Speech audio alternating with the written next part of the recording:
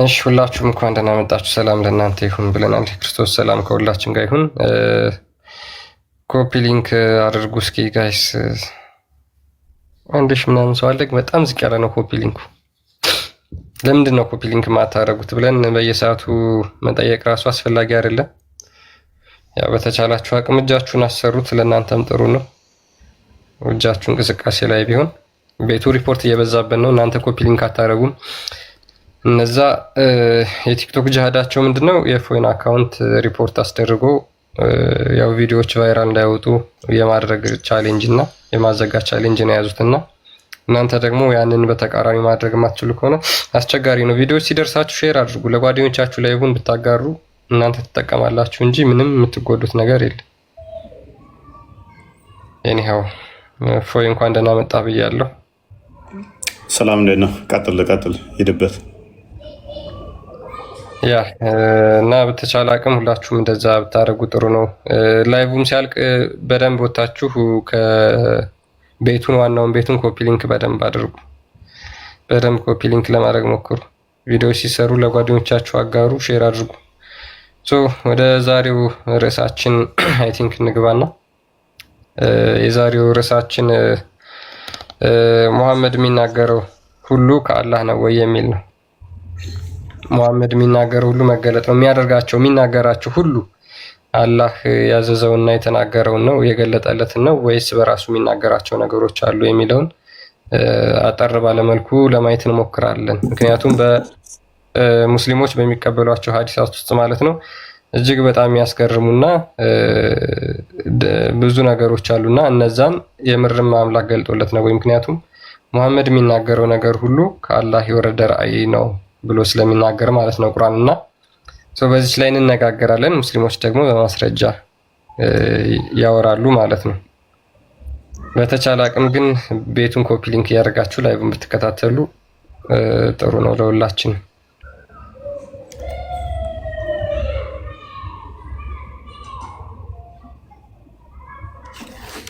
እና ሙስሊሞች መግባት ትችላላችሁ።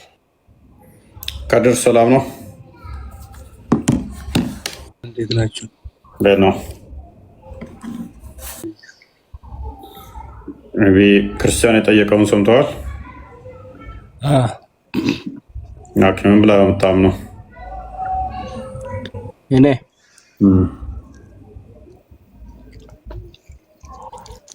ያው በተነገረ ልክ ነው የሚያወራ ብዬ ነው። ከራሱ ይናገራል ከራሱ አይናገርም? ሙሐመድ ከራሱ አይናገርም። ከራሱ አይናገርም። ስለዚህ እያንዳንዱ ንግግሩ ወይ ነው መገለጥ ነው። በምንድን ነው እርግጠኛ የምትሆነው አሁን ከራሱ እንደማይናገር? እሱ እንደዛ ስለሰማሁ አይሻ ርቦኛል ሲልም መገለጥ ነው። ስለዚህ እያንዳንዱ ንግግሩ መገለጥ ከሆነ ሙሐመድ በቀላሉ ምንም የራሱ እንትን የለውም ማለት ነው። እያንዳንዱ ያላህ ንግግር ብቻ ነው የሚሆነው ማለት ነው። እንደዛ ስለተባለ እንዳልዋሸ በምን ታውቃለህ ታዲያ? የኔ ንግግር ከራስ አይደለም ብሎ ዋሽቶስ ቢሆን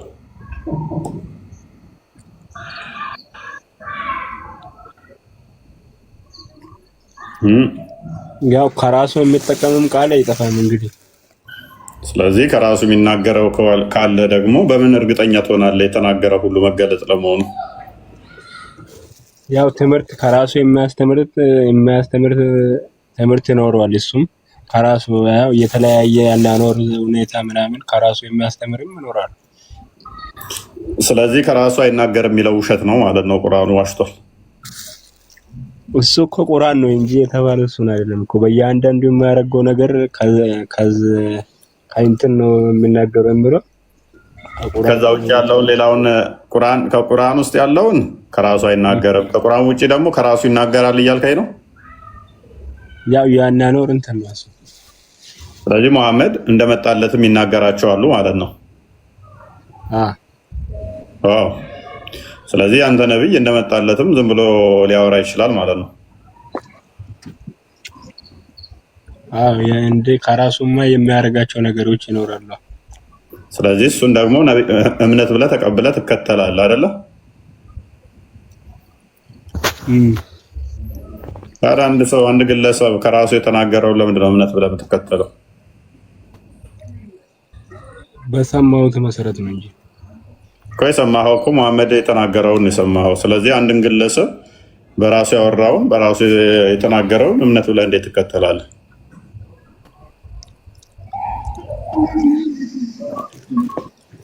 ዝም ብለህ ታወናብዳለህ። እፎይ ተራህን ጠብቅና ተዘጋጅና ጠብቀኝ። ሲቀጥል ዝም ብሎ ነብይ ተናገረ ነብይ ዝም ብሎ የመጣ አይባልም። መጀመሪያ ራስን አስተካክል። መጀመሪያ ወደ አንተው ልዞር። እንዴት ነህ? ዋይ አልሐምዱሊላህ። ስለቸኮለ ላስተናግደው ትፈቅድልኛለህ? አልሐምዱሊላህ ከራሱ የመጣ ምናምን የሆነ ጥያቄ ነበረኝና አንዴ አልሐምዱሊላህ አንድ ተራህን አስተላልፍበትና አብዱራህማን እስቲ እንደ ወንዶቹ ቁና ስለገባ እንደወጣ እንደገባ ከማለት ማን ቤት እንደገባ አውቃል ማለት ነው። ማን ቤት እንደገባ አውቃል።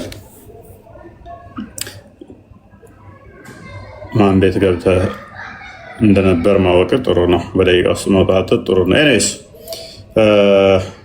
ከድር ስለዚህ አሁን መሐመድ ከራሱ የሚናገረውን እምነት ብለህ እንዴት ትቀበላለህ ነው እኔ ጥያቄ። ከራሱ ስትል እንዴት? በራሱ ዝም ብሎ የመጣለትን እምነት ብለህ ለምን ትከተለዋለህ? እሱ ተገለጠልኝ ብሎኝ ነው። እና ደምሳሽም እኮ ተገለጠልኝ ብሎ እኮ ተናግሯል። ለምን አትከተለው ደምሳሽም?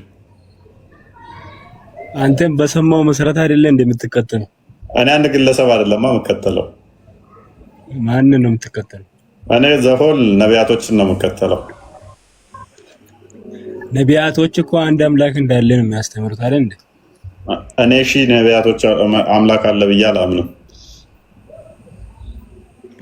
አይ አንተ አምላኮችን እኮ ነው የምታመልከው አይደል እንዴ? ሶስት አምላክ ስላሴ ከድር አንተ ነው ያልከው።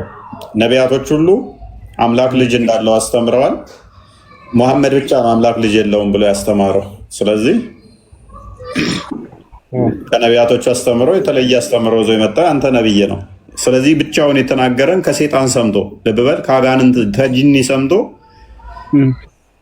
ልጅ የለውም የሚልን አስተምሮ ሲያስተምር ለምን ተቀበለው? አንድን ግለሰብ እሺ፣ እሱ እንደዛ ቢሆን አንተ አሁን ለምሳሌ ያለፉት ሁሉ ነቢያቶች ስለ አንድ አምላክ ነው እያስተማሩ የነበረው። እኔ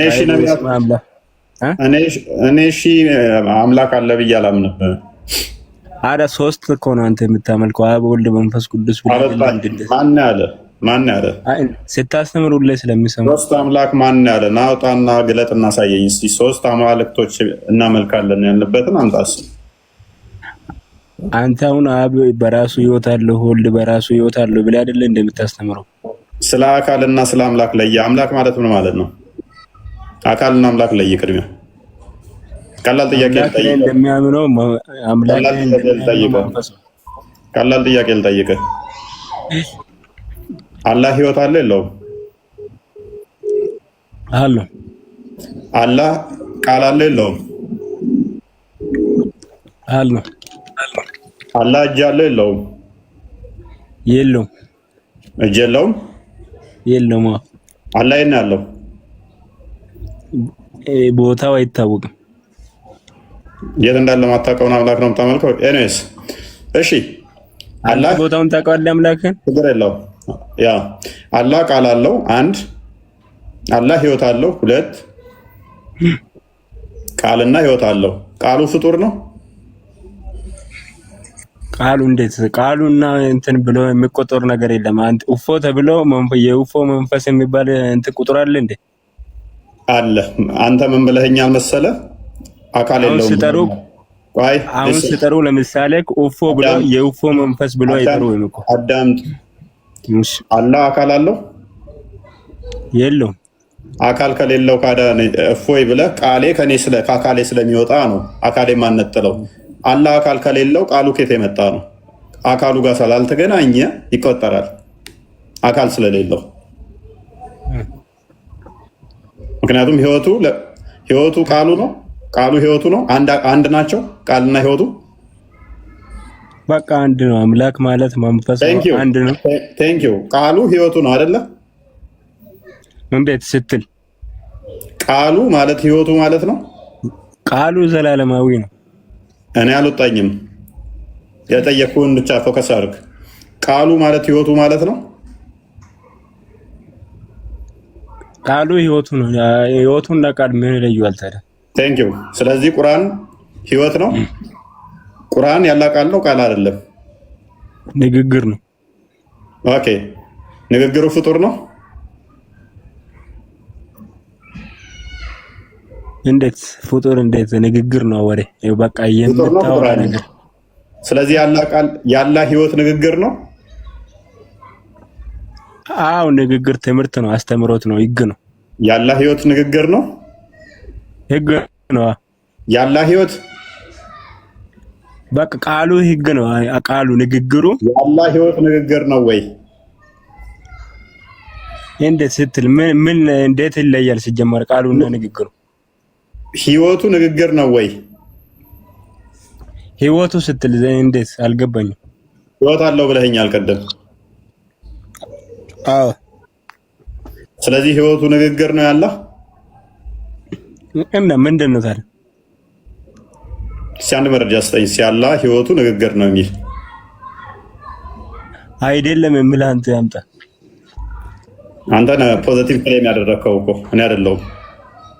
እንዴት አንተ ነው እኮ የጠየከኝ አለው ወይስ የለውም? እኔ የሚያምረው የምነሰል እኮ ነው። አንተ ፖዚቲቭ ክሌም አድርገህ መጣል። ያላ ህይወቱ ማለት ንግግሩ ነው ብለህ ፖዚቲቭ ክሌም ያደረገ ሰው ነው በርደን ኦፍ ፕሩቭ የሚያርፍበት። ምክንያቱም አለ ብሎ ስለ ክሌም ስላደረገ እንዲህ ነው ብሎ ክሌም ስላደረገ እሱም ፕሩቭ ማድረግ የሚጠበቅበት ፖዚቲቭ ክሌመሩ ነው። እኔማ ክሌም አላደረኩም። ያላ ቃል እንዲህ ነው ያላ ህይወት እንዲህ ነው ብዬ ክሌም አላደረኩም። ጥያቄ ብቻ ነው የጠየቅኩ። ስለዚህ አንተ ምን ብለህ ዲፋይን አደረግ? ህይወቱ ቃሉ ንግግሩ ነው ብለህ ዲፋይን አድርገዋል። ማስረጃ ጠየቁ ስጠኝ። አሁን እኔ እምነቴን እኮ ነው እየነገርኩህ ያለው። የሚያምነው እንደዛ አምላክ እንደዛ ምን አልከኝ? ክሪዱን ስጠኝ። የትኛው የእምነት መግለጫ ላይ ነው እንደዛ የሚለው? አይ እንደዛ የለውም አለው የሚልም የለም። እምነት አልተጻፈም አይታወቅም እንዴ? ምክንያቱም የለውም አለው የሚባል ነገር የለም በሚል በደመነፍስ ነው እንደ የምትመራው? በደመነፍስ አልመራም። በደመነፍስ ካልሆነ የትኛው እምነት መግለጫ ላይ ነው እንደዛ የሚለው? ለየብቻ ህይወት አለው ለየብቻ እንትኑ ተብሎ የተገለጸበት የለም ነው የሚል። አንተ ቅድም ምን ብለኛል? አላ ቃል አለው ህይወት አለው። ቃሉም ህይወቱ አይደለም ህይወቱም ቃሉ አይደለም ካልክ በኋላ መልሰ ደግሞ ቃሉ ማለት ንግግሩ ማለት ነው ብለኸኛል። አንተ ሶስት ነው የሚለውን ፈልጌ ነው አይደለ? ሶስት ወደ ሶስት እንትን ከሺ ያስበልጥልሃለሁ። ያንተ ከሺ እንዴት ያንተ መስረጃ ና ከፍ በልና ላሳያ። አንድ ነው ብለህ ያልከው ምኑን ነው? አካል የሌለውን ነገር ምኑን ቆጥረህ ነው አንድ ያልከው? እኔ እንደ እምነቴ መንፈስ ነው አምላክ የማይጨበጥ መንፈስ ሚል የለም። ዮሐንስ ወንጌል ምዕራፍ 4:24 ላይ የኛ አምላክ ነው መንፈስ። ያንተ አምላክ መንፈስ አንድ ቦታ አልተባለም። ጥቀስልኝ። የት ቦታ ነው? የማይጨበጥ አቅጣጫ የሌለው አንድ ቦታ ጥቀስ መንፈስ የተባለበትን። እንዴ እዚህ ጋር ነው ጥያቄ ያለኝ። ቆይ አንዴ ትቀጥያለሽ። ይጨርስ። አንድ ጥቅስ ጥቀስልኝ መንፈስ የተባለበትን። ንጽጽር አቆማለሁ እኔ። አንድ ጥቅስ እኔ ያለ የሚጨበጥ የሚዳሰስ እንደሆነ አሳያለሁ። የሚዳሰስ አንድ ጥቅስ ጥቀስ መንፈስ ነው የሚል። የኔ አምላክ መንፈስ ነው ብለሃል። ማይታይ፣ ማይዳሰስ፣ ማይነካ፣ ረቂቅ፣ ግዙፍ አካል የሌለው እንደዛ አይነት እሳቤ ውስጥ ስለገባ እስቲ ማስረጃውን አንተ። እስቲ እንደዛ የሚል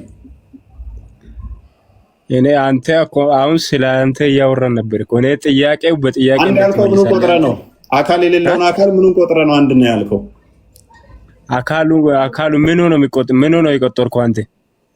መንፈሱ ነው ምን? እኔ እነግርሃለሁ። አንተ መልስልኝ። ቅድሚያ አንድ ነው ስትል ምንም ቆጥረ ነው? አካል እንደሌለው ተነጋግረናል። አካል የሌለውን አካል ምን ቆጥረ ነው? እሱ አንድ የምትለው ካደ አንድ ስለተባለ አንድ ነው። ቁል ወላ ስለተባለ በላ በቃ ምንም ማውቀው ነገር የለም በል። ቴንክ ዩ። ምንም የምታውቀው ነገር የለም። አንድ ስለተባለ እንደ መፈክር አንድ ትላለህ፣ መፍት ነው እሱ። ነገር ግን እኛ ጋር መተህ መሞገት አትችልም። አንድ ብለህ ምን ቆጥረ ነው ብለን እንጠይቀሃለን። ማይቆጠር ነገር አንድ ተብሎ አይቆጠርም። አካል የለውም ካልከኝ ምንም ቆጥረ ነው አንድ ብትለው ታዲያ?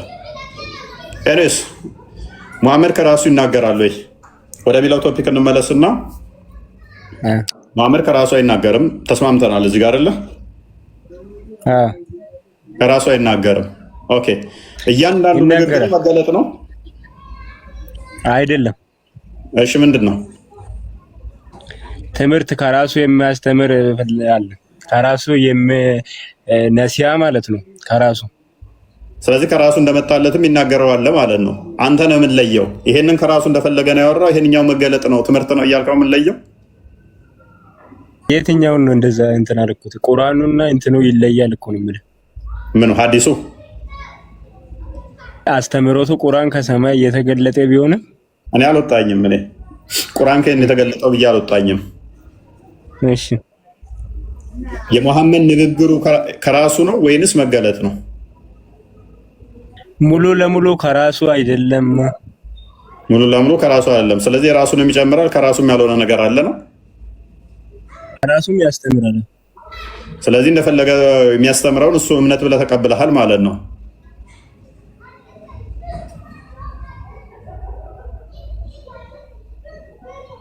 ከድር ቤት በምንድን ነው የምንለየው? ከራሱ መሆኑና ከራሱ አለመሆኑን በምንድን ነው የምንለየው? ከራሱም የሚያስተምራለሁ። ለምሳሌ የሆነ ንግግር ከሚስቱ ጋር ከሰው ጋር ሲያወራ ከመገለጥ አይደለም። በምን አወቅ? ይሄ እንዴት መገለጥ ሊሆን ይችላል? ለምሳሌ እስኪ እንዴት ከሆነ ሰው ጋር የሚወያየው ውይይት ይኖራል። የተጠየቀው ጥያቄ ላይ ከራሱ መልስ ነሲያ አስቦ የሚመልሰው ሊኖር ይችላል። ሁሉ መገለጥ ነው ልትል አይችልም። ስለዚህ ሲጠየቅ የሆነ ነገር የሚመልሰው ነገር ሙሐመድ ከራሱ ይሆናል ማለት ነው። which means ሙሐመድ አንችልም ማለት ነው። ከዛ በኋላ እሱ የተናገራቸውን አንተ እምነት ብለህ ያስካቸው ነገሮች በሙሉ ውድቅ ናቸው ማለት ነው። ለምሳሌ አይሻ ትጠይቀዋለች። ምን ብላ ትጠይቀዋለች? ፔሬስ ሲነካን እንዴት እናድርግ? ኡሙ ሰላማ ትጠይቀዋለች። ህልመ ሌሊት ማድረግ ቆይ አዳምጥ፣ ይነግራታል። ወሲብ እንዴት ማድረግ እንዳለባቸው የነገራቸው አለ። በቀኝ እጃቸው እንዴት መብላት እንዳለባቸው፣ አይሚን በግራ እጅ ነው በቀኝ እጅ መብላት ያለባቸው፣ በየትኛው ሽንት ቤት መግባት እንዳለበት እያንዳንዱ ንግግሩ ትምህርት ነው ብላችሁ ነው የያዛችሁት እናንተ። ስለዚህ አንተ ደግሞ ይህ ንግግር ነው ይሄንኛው የራሱ ፈጠራ ወሬ ነው እያልከኝ ነው አይደለ? እንዴት ፈጠራ ነው ራሱ የሚያወራ? አሁን አናኖር ላይ ለምሳሌ ሰው ነው እሱ። ለምሳሌ ሙሉ ለሙሉ ሰው ስለሆነ እያንዳንዱ እኮ ትምህርት ብላችሁ ዛችሁታል እኮ እያንዳንዱ ከሽንት ቤት አገባብ እስካተኛኝ ከአስተጣጠብ ውዱ ከአስተዳደር አደራረግ እስከ ሽንት ቤት አገባብ እያንዳንዱን ትምህርት ብላችሁታል እኮ። አንተ ደግሞ ምን እያልከኝ ነው? እንደዛ ልከተልም አትከተለውም አንተ የእናትመራበትም ቴንክ ዩ። ስለዚህ ሙሐመድ ከራሱ ዝም ብሎ ያወራቸው ነገሮች አሉ ማለት ነው። ከራሱ እንትን ስለ አናኖር ላይ ከራሱ የሚያወራ ለምሳሌ ከራሱ አናኖር ላይ የራሱን ቃል የሚጠቀምበት ቦታ አለ። ሁሉ መገለጥ ነው ብዬ አልቀበልም። ስለዚህ መርጠ ነው የምትቀበለው ማለት ነው። ይሄን የምመርጠው መስፈርት ነው። የሚመችን እና ማይመችን በራስ እንትን ብለህ ነው እንደዛ የምመርጠው ነው ወይንስ? እሺ በምን ነው የምመርጠው ታዲያ? ከሰማይ ተገልጧል የተባለው ቁርአን ነው እንጂ ቁርአንና አስተምሮት ሐዲስ። ስለዚህ ሐዲስን አትቀበልም ማለት ነው። ሐዲስ የሙሐመድ ንግግር ነው። ቁርአኑን ብቻ ነው ከሰማይ ተገልጧል ብለን ተቀበለው ነው። ሁሉንም አይደለም። በምንድን ነው እሱ ሁሉንም አይደለም? ይሄንን የምትለይበት የምታጠራበት መንገድ ምንድን ነው? መስፈርት ምንድን ነው? ሁሉም ለምሳሌ አሁን ሽንት ቤት አገባብ ላይ ከሰው ጋር ሲገናኝ የሚጠቀማቸው ቃላቶች ሁሉ መገለጥ ነው ብዬ ስለማላምን ማለት ነው። ቴንክ ዩ። ስለዚህ መንገድ ላይ ማንን ሰላም ማለት እንዳለብህ፣ እንዴት ሰላም ማለት፣ ሽንት ቤት ስገባ ምን ማለት እንዳለብህ እሱ መገለጥ አይደለም፣ ተረት ተረት ነው ማለት ነው። እሱ ከራሱ የሚጠቀም ቃላቶች ይኖራል። ያ ከራሱ ሊሆን ይችላል። የመቃብር ቅጣት ያመጣብሃል ብሎሃል። ባይዘ ሽንት ቤት አገባብ ሽንት ከነካ ራሱ የመቃብር ቅጣት የምትቀጣበት ነው። ስለዚህ መሐመድ የራሱ የፈጠራ ውጤት ነው ብለህናል። ሙስሊሞች ሽንት እንዳይነካቸው ከነካቸው መቃብር ውስጥ እንቀጠቀጣለን እንደበደባለን ብለው የሚያምኑት የመሐመድ የተራ ውጤት ይሆናል። የራሱ አንደበቱ ንግግር ይሆናል። ትምህርት አይደለም፣ መገለጥም አይደለም። ኤኒዌይስ እናመሰግናለን። መሐመድ እንኳን ደህና መጣህ።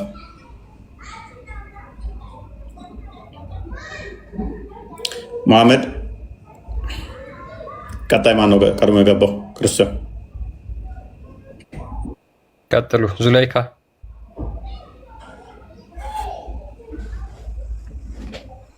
ሄሎ፣ እንኳን ደህና መጣሽ።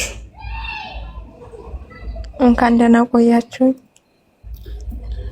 መልካም። መሐመድ ከራሱ ይናገራል አይናገርም የሚል ጥያቄ ላይ ነን። እኔ ጥያቄ ልጠይቅ ነው የገባሁት፣ እሱን ልመልስ አይደለም። ጥያቄ ትንሽ ቆየት ብላችሁ እንቀበላለን። እሺ ልቆይ ይቻላል። እሺ ተማም በጽናት ናፊ ሰላም እንደና ዋላችሁ። ሰላም እንዴት ነሽ? ኦኬ። በእውነት ጽና የለህም? ከሌለ ናፊ ቀጥይ። አለሁ እንዴት ናችሁ? መስገነው እንዴት ነህ? አለን። ኦኬ። በእውነት ጽና ሚዛን። ስለዚህ ሚዛን ላይ እናስቀምጠው። መሐመድ ከራሱ ይናገራል አይናገርም? ከሱ ላይ መሰላችሁኝ። መሐመድ ከሱ ላይ የሚባለው ነገር ከራሱ አንዳችንም ነገር አይናገርም። ስለዚህ ከራሱ አንዳችም ነገር አይናገርም ሲባል ነቢይ ከሆነ በኋላ ወይንስ ነቢይ ከመሆኑም በፊት ያለው ንግግሮቹ እንዳለ ከራሱ አይደለም? አይ ነቢይ ከመሆኑ በፊት ለምሳሌ አንድ ሰው እንደ ሰውነቱ የሚናገረው ነገር ሊኖር ይችላል። ነቢይ ከመሆኑ በፊት ነቢይ ከሆነ በኋላ ነቢይ ከሆነ በኋላ ሁሉም ነገሮች አስተምሮ ናቸው። ማንኛውም የተናገረው ነገር አስተምሮ ነው። ስለዚህ መሐመድ የተናገራቸው በሙሉ which means አዲሳቶቹም መገለጥ ናቸው ማለት ነው። ስለዚህ ማንኛውንም ነገር ለሰው ወደ ሰው የሚያስተላልፋቸው ነገሮች ሁሉ በጠቅላላ መገለጽ ናቸው ማለት ነው። አስተምሮ ናቸው። ከራሱ አንድንም ነገር አይናገርም፣ የሰማውንና የተነገረውን ቢሆን እንጂ። ስለዚህ እንደዛ ከሆነ ከራሱ አንዳች ማይናገር ከሆነ መሐመድ ቁርአንን መክፈል ለምን አስፈለገ? ካዳ ከራሱ ምንም ማይናገር ከሆነ ሐዲሳቶቹ መገለጥ ናቸው ብላችሁ ለምሳሌ መክፈል ማለት ቁርአንና ሐዲስን ለምን ለያችሁ ታዲያ? ሐዲስ ቁርአን ለምን ማለት አስፈለገ? ንግግሩ እንዳለ ወይ ከሆነ መገለጥ ከሆነ አሉ። አሁን ለምሳሌ ሐዲስ ክፍል እንዳሉት አይነት አሉ ተቁርአን ጋር። እንዲህ ደግሞ አሁን ይሄ የተለያየ ሳይሆን ለምሳሌ ቁርአን ሐዲስ የሚባለው ቁርአን ማለት ቀጥታ ከጌታ ጋር የወረደ ሲሆን ሐዲስ ማለት ደግሞ ያን የቁርአኑን ትርጉም እያብራራ በስፋት የሚናገር ማለት ነው። ስለዚህ ምንም ልዩነት የለውም እንደዛ ከሆነ። ልዩነት የለውም። ያው ቁርአኑን በሐዲስ መልክ በሰፊው ያብራራዋል እንጂ ቁርአንና ሐዲስ ምንም ልዩነት የለውም ማለት ነው። አንዲ ነው። ቁርአን ምን ያለውና ሐዲስን አልቀበልም ያለ እርግጥ አምኗል ማለት አይቻልም። ቁርአንን ከተቀበለ የሆነ ብቻ መዳን አይችልም ማለት ነው። ቁርአኒስት ብቻ የሆነ ሙስሊም ነው ለማለት ብቁ አይደለም። ምክንያቱም እንደዛ ታመጣለህ ነብይ አልተቀበለም ማለት ነው። ነብዩን አልተቀበለም ማለት ነው። ሐዲሱን ታልተቀበለ በቁርአን ብቻ መራለሁ ካለ ነብዩን የተላከውን አጓሏል ማለት ነው። አልተቀበለም። እንደዛ ከሆነ እሺ መሐመድ ከራሱ አንዳች አይናገርም። ቁርአኑ ሐዲሱ እንደመገለጥ የሚቆጠር ከሆነ ስለዚህ ነብይ ከሆነ በኋላ ምንም ነገር ከራሱ አይናገርም፣ ምንም ነገር ሊዋሽም አይችልም ማለት ነው። አዎ አይዋሽም፣ አይናገርም የሰማውን ቢሆን እንጂ። አይሻ ምግብ ስጭኝ ብሎ ማያውቅም ማለት ነው ከራሱ። አይ አስተምሮና የግል ትእዛዝ እኮ ይለያያል። አሁን እያልን ያለ ነው ወዲያ በአስተምሮ ጉዳይ ላይ ነው። ከራሱ አንዳች አይናገርም ማለት እኮ ንግግሩን ሪስትሪክት አደረግነው፣ አስተምሮ አደረገባት። እንደሱ ሳይሆን ግላዊ ጉዳይና ትምህርታዊ ጉዳይ ይለያያል። ትምህርት በሚሰጥ ሰዓት አንዴንም ነገር አልተናገረም የመጣለትም ቢሆን እንጂ፣ ግን ጉዳዩ ነገር ይሄ እንደዚህ ስጭኝ እንደዚህ አድርግልኝ ማለት ይለያያል ማለት ነው። እሺ ትእዛዝ ሲያዝስ ለምሳሌ ምናዊ ትእዛዝ፣ ለምሳሌ ሽንት ቤት ሄዶ 3 ድንጋይ አንጡልኝ ያለባቸው ፓርቶች፣ ከዛ እናንተም 3 ድንጋይ እንድትጠቀሙ ያዘዘበት መገለጥ ነው። ይገምልኝ አቡ ሁረይራን ለምሳሌ ድንጋይ ቂጥ መጥረጊያ 3 ድንጋይ አንጣልኝ የሚልባቸው ፓርቶች አሉ በጣም ብዙ ቦታ ላይ። እነኚህም መገለጥ ናቸው ወይስ? ለምሳሌ እነዚህ 3 ድንጋይ አንጣልኝ ያለበት እንግዲህ 3 ድንጋይ ድረስ ለመጽዳት ብቁ የሆኑበት ሊሆን ይችላል። ለምንድነው ይሄ ነገርም ትእዛዝ ሆኖ እያለ ትእዛዝን ደግሞ በተግባር ማሳየት ይባላል። ስለዚህ ሪቪሌሽን ነው ማለት ነው፣ መገለጥ ነው። አዎ መገለጥ ነው። ሁሉም ነገር አስተምሮ መገለጽ ነው። ኦልራይት ሁሉም ነገር መገለጥ ነው፣ ትእዛዝ ነው ከተባለ ስለዚህ መገለጥ ያልሆነ በእስልምና ውስጥ ምንድን ነው ታዲያ? ምክንያቱም ነብዩ አላስተማረው አለ ብላችሁ አታምኑም ይመስለኛል። ሁሉንም ነገር አኗኗርን አስተምሯል ብለን እናምናለን። ያ ስለዚህ የቀረ ነገር አንዳችም የለም። አለም ታልከይ ጠቀስልኝና እናወራበት እኮ ነው የሚያልኩ እኮ ነው። እያንዳንዱን አስተምሯል ብላችሁ ስለምታምኑ ኤቭሪቲንግ ምን ይሆናል ማለት ነው? የመሐመድ ንግግር ሳይሆን መገለጥ ይሆናል ማለት ነው። ስለዚህ የኖረው በሙሉ መሐመድ ምንድነው ማለት ነው? ሪቪሌሽን ነው ማለት ነው፣ መገለጥ ነው። የራሱን ህይወት ሲምፕሊ ጀስት እንደ ሰው የኖረ ሳይሆን መገለጥ ነው የኖረው ማለት ነው። ሽንት ቤት ሲገባ አቀማመጡን ካየ እንደሱ መቀመጥ፣ በየትኛው እግሩ እንደሚገባ በየትኛው እግሩ እንደሚወጣ፣ ምን ያህል ምን እንደሚል ሽንት ቤት ሲገባ፣ አልጋ ላይ እንዴት እንደሚተኛ፣ ከዛ ምንጊዜ ጸሎት እንደማይደረግ፣ በየትኛው እጁ መብላት እንዳለበት፣ እንዴት ውዱ እንዴት መታጠብ አለበት፣ እያንዳንዱ ነገር እሱ ያደረገው ነገር ሙሉ መገለጥ ነው ማለት ነው። አዎ ይህ ሁሉ አስተምሮ ነው። ይህ ሁሉም ደግሞ እሱ የወረደለት ነው። ኦኬ ክርስቲያን ቀጥል። ሜቢ የምታነበው ነገር አለ? ያን በተናገረው ነገር ላይ አንድ ሀዲስ ላንብብላችሁና ትንሽ የሚያስገርም ነገር ስለሆነ ማለት ነው። ስለዚህ የእስልምና መለኮታዊ ትምህርቶች ተብለው ከሚጠቀሱት አንዱ እንዴት ማራት እንዳለባቸው ነብዩ አስተምሯል። ሙስሊሞች ከዛ በፊት ማራት እንዴት እንደሆነ አያውቁም ነበር። ቃሉን ይቅርታ እንግዲህ ስለሚል ነው ማለት ነው። እንደዚህ ኤክስፕሊሲት ወርድ ሲሆን ምን መሰለህ እናንተ ሰፈር በአብዛኛው ስድብ ስለሆነ ከታች ስድብ ናዲያ ስለሚያደርጉ ለእውነት ንጽና ስድብ ከመሰለ ሶሪ፣ ያው በፎርማል በሆነ ቋንቋ መጠቀም እችላለሁ፣ ችግር የለብኝም። ቃሉ የሚለውን ነው። ሳልማን ሪፖርት ዛት ኢት ዋዝ ሴድ ቱ ሂም፣ ሳልማን እንዳስተላለፈው እንደዚህ ተብሏል አለ። ዩር አፖስትል ቲችስ ዩ አባውት ኤቭሪቲንግ፣ የእናንተ ነቢይ ሁሉንም ነገር አስተምሯችኋል። ኢቭን አባውት ኤክስክሪመንትስ፣ ኤክስክሪመንት ምንድን ነው? ሽንት ቤት ገብቶ እንዴት እዳሪ ይመጣል ሳይቀር ነቢዩ አስተምሯችኋል ይላል። ከዛ በፊት ሙስሊሞች እንዴት እዳሪ ይመጣ እንዳለባቸው አያውቁ። ኦኬ ልቀጥል። ኦኬ ሂ ሪፕሌድ የስ፣ አው አስተምሮናል እንዴት እዳሪ ይመጣል እንዳለብን አለ ሳልማን። ሂ ሃዝ ፎርቢድን አስ ቱ ፌስ ዘ ቂብላ አት ዘ ታይም ኦፍ ኤክስክሬሽን ኦር ዩሪኔቲንግ፣ አዎ አስተምሮናል እዳሪ ስንጥልም ሆነ ሽንታችንን ስንሸና ወደ ቂብላ መዞር እንደሌለብን፣ ኦር ክሊንሲንግ ዊዝ ራይት ሃንድስ፣ በቀኝ እጃችን ከዛ በኋላ ከዳሪ ከጣልን በኋላ ማጽዳት እንደሌለብን በቀኝ እጅ አይቻልም። ኦር ዊዝ ለስ ዛን 3 ፔብልስ፣ ከዛ ከ3 ድንጋዮች በታች ማጽዳት እንደሌለብን። ኦር ዊዝ ደንግ ኦር ዊዝ ቦን፣ በአጥንትም ሆነ በኩበት ማጽዳት እንደሌለብን አስተምሮናል ይላሉ። አሁን ይሄ መገለጥ ነው?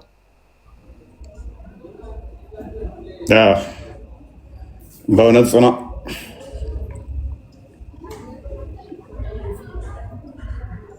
ራይት፣ ምንም የሚያሻማ ነገር የለም። ይኸው ታርጋችሁ ኑሯል እንዳላየሁት ያ ስለዚህ ያንዳንዱ ከመጸዳዳት ጀምሮ እስከ አተኛኝ ካበላል ጀምሮ እስከ አነሳስ ኤቭሪቲንግ የተናገራቸው ሁሉ መገለጥ ናቸው።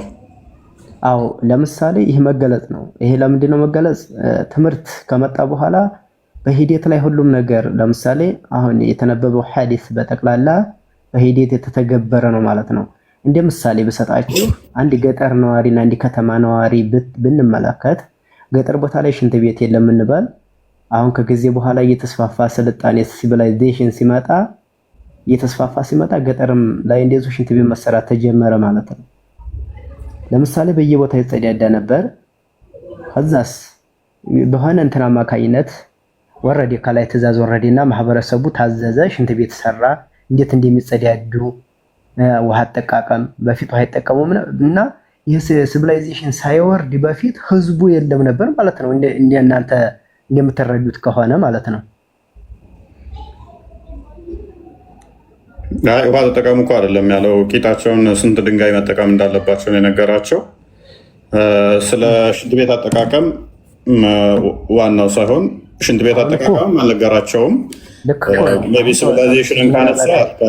ሲቪላይዜሽንን ካነሳ ከሙሐመድ ወደ 2000 በፊት ሙሴ ፓካቸውን የተቆፈረ ጎሬ ውስጥ እንትን እንዲሉ አስተምሯቸዋል። ኤኒዌይስ ዋናው ፖይንታችን እሱ ሳይሆን ግን ይሄንኛው እንደዚህ አድርገህ ቂጥን እንደዚህ አድርገው እንደዚህ ጥረግ በዚህ በድንጋይ እንትን በለው ኤቭሪቲንግ መገለጥ ከሆነ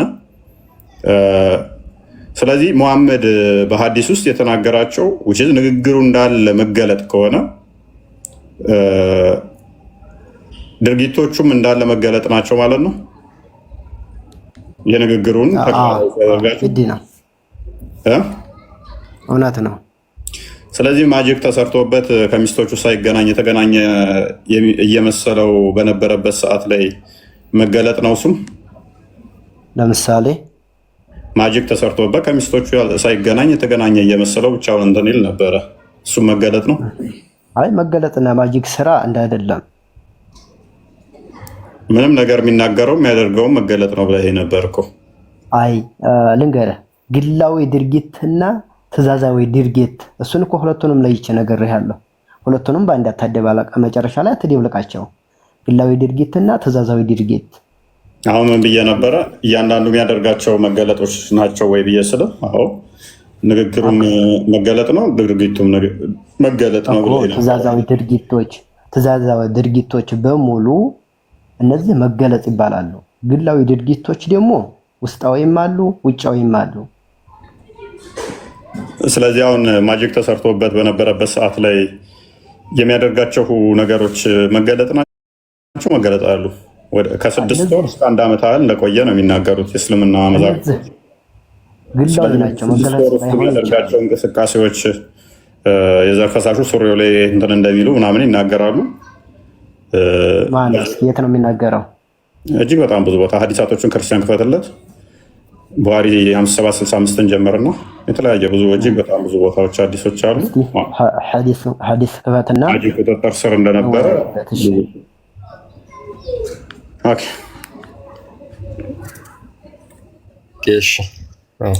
ያንዳንዱ ንግግሩ መገለጥ ነው ከተባለ የሚያመጣቸው ችግሮች ንግግሩ መገለጥ ነው ከተባለ እስልምና የሚመታ ሲመስል የመሸሽ ከመምጣት ሁለቱንም ከፍሌ ነገር ያለው ትእዛዛዊና ግላዊ የሚሉትን ምንም የከፈልከው ነገር የለም ወንድማችን። ዩቱብ ላይ እየተላለፈ ነው፣ ደግመን ማሰማት እንችላለን። የተናገርከው እኔ በጣም ነው ማዳምጠው፣ ሳወራ በጣም ነው ማዳምጠው። ከአንተ ይልቅ ከድር ለመክፈል ሞክሮ ነበረ። ከድር ከፍሎ ሊያወራ ሞከረና ሀዲስ ላይ ያሉት መገለጥ አይደሉም። ከድር ጋር ትክክል አላወራቸውም። እጅ የለውም ዛት አለው እጅ የለውም ምን የለውም እያላቸው ነው እያወራች ያላቸው እሱ ጋር።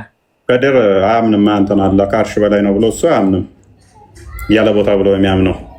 ስለዚህ አካላትን አያጸድቅም። እሱ እጅ ያለው እግር፣ ባት፣ ፊት፣ አይን አለው ብሎ አያምንም እንዳንተ።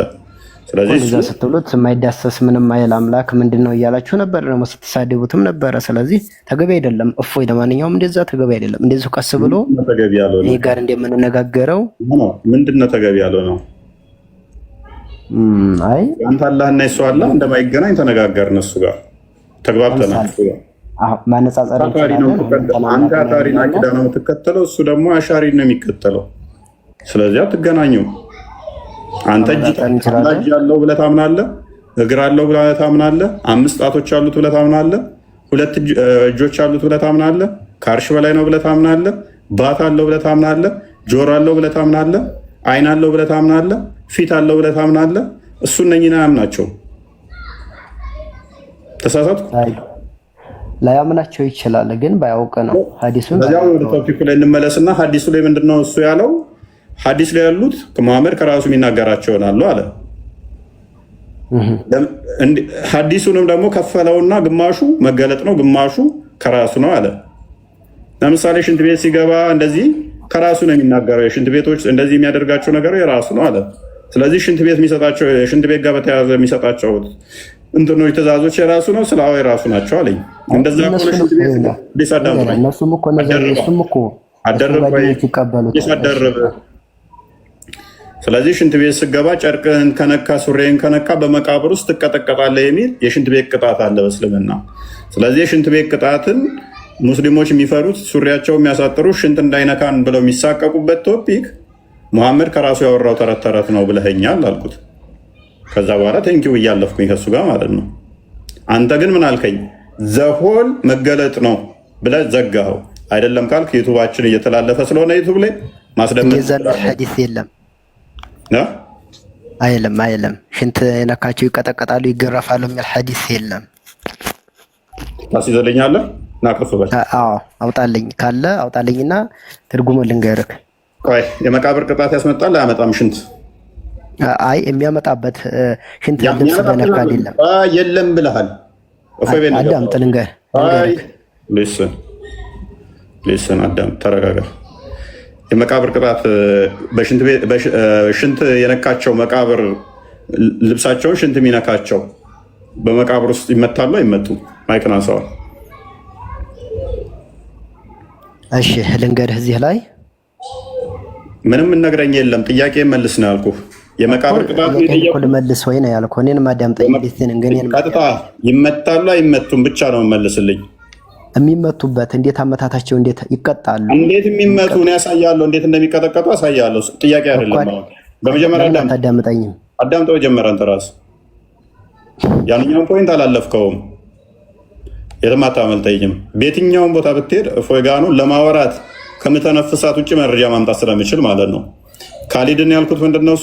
ከዲድን ያልኩት ምንድነው? እሱ ሽንት ቤት ልብሳቸውን ሽንት የሚነካቸው በሽንት ቤት እንደሚሉ በመቃብር ቅጣት ይገጥባቸዋል፣ በመቃብር ይቀጠቀጣሉ ብያለሁ። ደግመዋለሁ። ሽንት የሚነካቸው ሽንታቸውን ልብሳቸው የሚነካቸው የመቃብር ቅጣት አለባቸው። የለም እንደዛ የሚል ሐዲስ ብለሃል አላልክም? ልብሳቸውን የሚነካ የሚል ሐዲስ የለም። ኦኬ። ስለዚህ የመቃብር ቅጣት ንጽህናቸውን የማይጠብቁ ልብሳቸውን ሽንት ሲነካቸው የለም ማለት ነው። እኔ ልንገርህ፣ ትርጉሙን ልንገርህና ትከፍተዋለህ። ምንም አልነግረኝም። ሐዲሱና ክርስቲያን ክፈተው። ትርጉሙን ልንገርህ። ትርጉሙ ታልነገርኩህ ሐዲሱ ይነበብ። ሐዲሱ ይነበብ። አትሳቀቅበት። ሐዲሱ ይነበብ። መጀመሪያ ምንም ነግረኝ ታረክ ለምን የሚወት ታረጋኛለህ? ነግረኝ የለም። ሐዲሱ ይነበብ። ሐዲሱ እንዲነበብ እፈልጋለሁ። መጀመሪያ እኔ ልንገርህ። ያንተን ተረት ተረት ነው የማልፈልግም። እኔንም ማንም አይፈልግም። ኦዲየንስ መስማት የሚፈልገው ሐዲሱን ብቻ ነው። ዋናው ቅጣት ነው። አንተም ተረት ተረት አታርግብኛ። እሺ እቺን አዲስ አንብባት።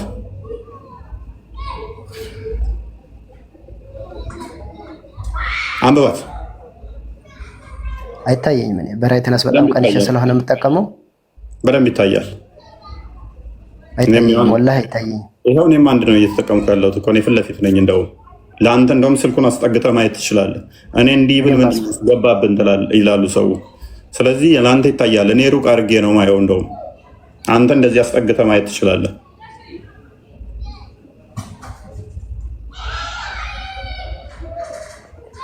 አንብብ። ሽንት አይደለም ብሎናል።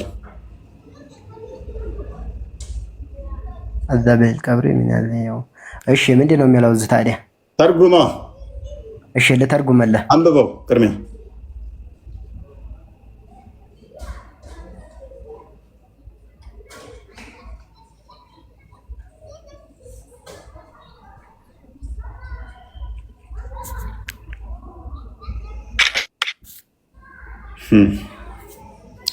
ዝምታ ነው መልሴ። ክርስቲያን አንብብና ቀጥል። ዩሪኔሽን ኢዝ ዘ ሜይን ኮዝ ኦፍ ዘ ፓኒሽመንት ኢን ዘ ግሬቭ። በመቃብር ውስጥ የቅጣት ዋነኛ ምክንያት ሽንት ነው። በቃ ጨረስን። ዋናው የመቃብር ቅጣት ምንድን ነው? እሱ ሽንት ነው። ልብስ ነካ ይላል። ምን ሲያደርግ ነው ሽንት የመቃብር ቅጣት ዋና የሚያደርገው? ሽንታቸው ነክቷቸው የሚሆነውን አምጣልኝ ክርስቲያን ክፈተው።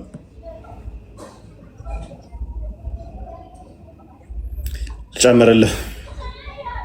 ያ እሱ ግን ልቆይ ምን ለማለት ፈልጎ ነው የሚለውን ለምን አይናገርም? መጀመሪያ ለምን አያብራራ? ለአብራራ እኮ ነበር። መች ተናገረ? ተረት ተረት ነው አለኝ እኮ እንዲናገር እንዲናገርማ ባይፈራ ኑሮ ያስናገር። የመቃብር ቅጣት ዋናው ሽንት ነው አለ። ሽንትን ስለሸናህ ነው? ቀጥል። እሺ አይደለም ስለሸናህ ነው። እሱ ሳይጸዳዱ በደንብ ሽንትን ሳያዳርቁ ውዶ ስለሚያደርጉ ያኔ ውዶ በሚያደርጉ ነው አይደለም? ኦኬ ሳያደራርቁ ማለት ስለነካቸው አይደለም። አዳምጠኝ እንጂ መጀመሪያ። እሺ ቀጥል። ይኸውልህ ቤት ስንመጣ ለምን እየተረዳዳህ ለምን አሸኘንም? እንደኔ ቤት ፍታው የለም። በእውነት ጽና። የትኛውም ቲክቶክ ላይ ተውና እንደኔ ቤት ፍታው የሆነ ብታወራበት የለም። ማንም አታመጣልኝም። በነፃነት ሊያዳምጥ የሚችል ቶፒክ ወጥተህ እንኳን መረጃ ስጠይቀኝ ማመጣው ለምንድን ነው? እሱ ለማወራት ውሸት እንደማላወራ ለማሳየት እንጂ ቶፒክ አይደለም። ይሄ ለማወራት ሁሉ መረጃ ማምጣት እንደሚችል ስለማ ነው። ቀጥላል።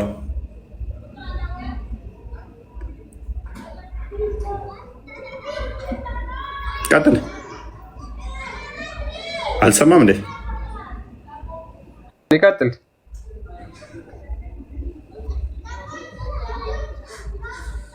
ቀጥል።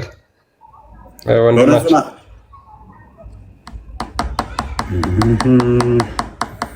አይሁዶቹ እንዴት እንደተቀጡ በመቃብሩ ሲጮሁ የነበረውን ታሪክ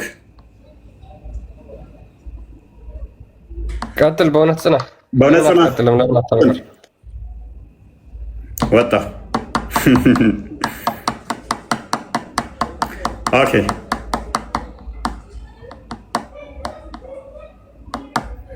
ወደ ቶፒኩ እንመለስና ቶፒኩ ላይ በማስረጃ ስለሆነ የምናወራው እኛ ችግር የለውም። ያን ያህል አያሳስብም። ያለ ማስረጃ ይሄ ቤት በነገራችን ላይ አይወራበትም። አይደለም ዛሬ፣ አይደለም ትናንት፣ አይደለም የዛሬ ወር፣ አይደለም የዛሬ ዓመት ፎይ ላይቭ ከጀመረበት ትምህርት ከጀመረበት ቅበተ እምነትን ከጀመረበት ጊዜ አንስቶ ያለ ማስረጃ እንዴት ያወራት ቃል አታመጡም። ስለዛ አስጨንቀን። እሺ ሌሎቻችሁ መቀጠል ትችላላችሁ። ወደ ቶፒኩ መግባት ትችላላችሁ። ማነው ቀጣይ? ነስር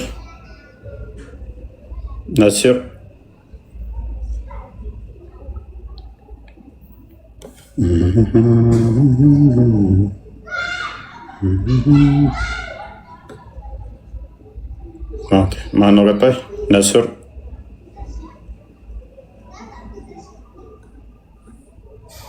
ሰላም፣ እንዴት ናችሁ? ናፊ እንኳን ደህና መጣሽ። እንኳን ደህና ቆያችሁ። ዛሬ ውይይቱ ከማን ጋር ነው? ከሁሉም ጋር ነው። እናንተንም ያካትታል። መሐመድ ከራሱ ይናገራል አይናገርም? ምን ከራሱ ይናገራል አይናገርም? ለምን ማለት ስለምንድን ነው ከራሱ ይናገራል አይናገርም የምትለው? ቁርአኑ እንደሚለው ዲናዊ ጉዳይ ስለ ሃይማኖት ነው። ስለምንም ነገር ራሱ ስትል እንግዲህ ሰው ተነስቶ እንዴት አደራችሁ ሰላም አለይኩም ሊል ይችላል። ይሄንን ነው የምጠይቀው ወይንስ ስለ ሃይማኖታዊ ጉዳይ ነው? አይ ዶንት ኖ። መሐመድ ከራሱ ምንም አንዳች አይናገርም፣ ከልብ ወለድ አይናገርም ሲል ምን ማለት ነው? ስለ ሃይማኖት ጉዳይ ከሆነ አላሁ ተዓላ ተናግሯል። እንግዲህ ቁርአኑ አይልም እንደዛ። ቁርአኑ እንደዛ አይልም እንዴ? ይላል። እንዴት አይልም? ከራሱ አንዳች አይናገርም ነው እንጂ የሚለው ስለ ሃይማኖት ስለ ራሱ ጉዳይ ምናምን ብሎ አለየውም። ከራሱ አንዳች አይናገርም።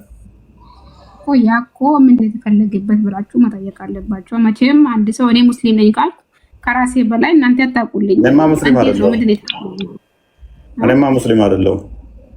እኔ አልኩኝ እኮ እኔ ሙስሊም ከሆንኩኝ እናንተ ከራሴ በላይ እምነቴን ስለማታውቁ ይሄ ነገር ምንድን ነው የተፈለገበት ብላችሁ ጠይቃላችሁ። እኛ ስንነግራችሁ ታምናላችሁ እንጂ እኛ በፈለግነው እንረዳለን ካላችሁ ችግር ነው። መረጃ ካለ እናምናለን፣ አለ መረጃ ከሆነ ግን እንዴት እናምናለን? እኮ ወማ የንጢቁ ዐኒል ሀዋ ኢን ሁወ ኢላ ወሕዩ ዩሃ ማለት ስለ ዲናዊ ጉዳይ ላይ ነቢያችን ዓለይሂ ሰላቱ ወሰላም ከራሳቸው አንድችም ነገር አይናገሩም። ስለ ዲን የሚላለው ክፍሉ ቁርአኑ ራሱ ዲን አይደለም የሚያስተምረው። አንቺ ነሻ ዲን እያልሽ ያለሽው፣ ስለ ዲን ጉዳይ እያልሽ የፈሰሽው አንቺ ነሽ። ክፍሉ ምንድን ነው የሚለው? ሙሐመድ ንግግሩ ወይ እንጂ ቆይ ቁርአንና ሐዲስ ብሎ አለየውም እኮ ለይቶታል። ራሱ እኮ ዲን ነው እኮ አለየውም። እንደዛ ብሎ ንግግሩ ሙሐመድ ንግግሩ አንዳች ከራሱ አይደለም ነው የሚለው። ቁርአን ብለሽ ለምን ተስፔሲፊክ በምን ላይ ብለህ መጠየቅ አለብህ። እዚህ ጋር ማለት ነው የተፈለገበት ነገር ምንድነው? ምንድነው ይሄ ነገር የሚያብራራው? እሺ ማስረጃ ከታ መጣሽ አንቺ ነህ ከራሱ ቁርአኑ ራሱ ይናገር የለ እንዴ? ቁርአኑማ ከራሱ አንዳች አይናገርም። ቁርአኑን ክፈተው ክርስቲያን እኮ ከራሱ ምንም ነገር አይናገርም ማለት ዲናዊ ጉዳይ ላይ ነው እንጂ ወይላ በረዋው ቡኻሪ ረዋው ሙስሊም እንዴት አደርክ አለው እንዴት ዋልክ አለው እንደዚህ አደረ ብሎ እንደነገረኝ ነው የራሴ ህይወት ታሪክ። እኔም እኮ እየፈለኩ ነው እኮ እሱን እየጠየኩሽ ነው። አይ የግል ጉዳይ ነው። በሃይማኖት ጉዳይ ላይ ግልጽ አላደረገውማ። ቁርአን ግልጽ ነው ብለሽ ታምኛለሽ አይደል? ቁርአን ግልጽና የተብራራ ነው። ቁርአኑ ግልጽ ነው። ሙስሊሞቹም የተረዱት ይሄን ነው። ቁርአኑ የወረደው በዚሁ መንገድ ነው። አይ እኔ በራሴ በኩል ተረዳለሁ ካልክ ግን ናፊ አንቺ ነሽ እኮ እያልሽ ያለሽው እንደዛ እንጂ ቅድም የወጣው ልጅ ደግሞ አንቺ እንዳልሽው አይደለም የሚያምነው። ንግግሩ ወይ ነው ብሎ ነው የሚያምነው። ቅድም የወጣው ልጅ ንግግሩ የመሐመድ ወይ ነው ብሎ ነው የሚያምነው። ስለዚህ ሙስሊሞች ብለሽ ዘሆል ጄኔራላይዝ አታድርጊ። እንደዛ የሚያምነው አሉ ሙስሊም ሆነው ምንም እንኳን ዋብያ ባሽላ በአቂዳ ብትለያዩ ራሳቸውን በእስልምና ሴክት ውስጥ ያስቀመጡ እንደዛ የሚያምኑ ስላሉ፣ ስለዚህ ነቢያችሁ አልተሳሳተም፣ አልጠመመም፣ ከልብ ወለድ አይናገርም። ስለዚህ መሐመድ ከልብ ወለድ አይናገርም። እርሱ ንግግሩ የሚወረድ ራእይ እንጂ ሌላ አይደለም። ስለዚህ ንግግሩ ምንድን ነው? ራእይ ነው። ራእይ ማለት እኮ ከራሱ የሚናገር ማለት ነው። ኧረ ራእይ አላ ወይ ማለት እኮ ነው። ራእይ ማለት ከራሱ ዋሂ ማለት ግን በጅብሪል አማካኝነት የሚወረድለት ማለት ነው። ራእዩን ማንም ያሳየው የሚወረድ ራእይ እኮ እያለች ነው። አማርኛው ነው። ኦኬ በአማርኛ እንደዛ ለምሳሌ ሱራ 37:105 ላይ ራእይ አለ። ከ101 ጀምሮ ኢብራሂም ልጁ እንዲሰዋ ሲል የታየው ራእይ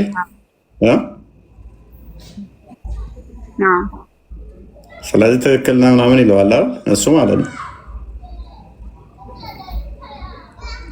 ነብዩ አለይሂ ሰላቱ ወሰላም ስለ ዲናዊ ስለ አኽራዊ ጉዳይ ሲያስተምሩን እንዳለ በዋሂ ነው። ስለዚህ ንግግሮቹ ወይ ከሆኑ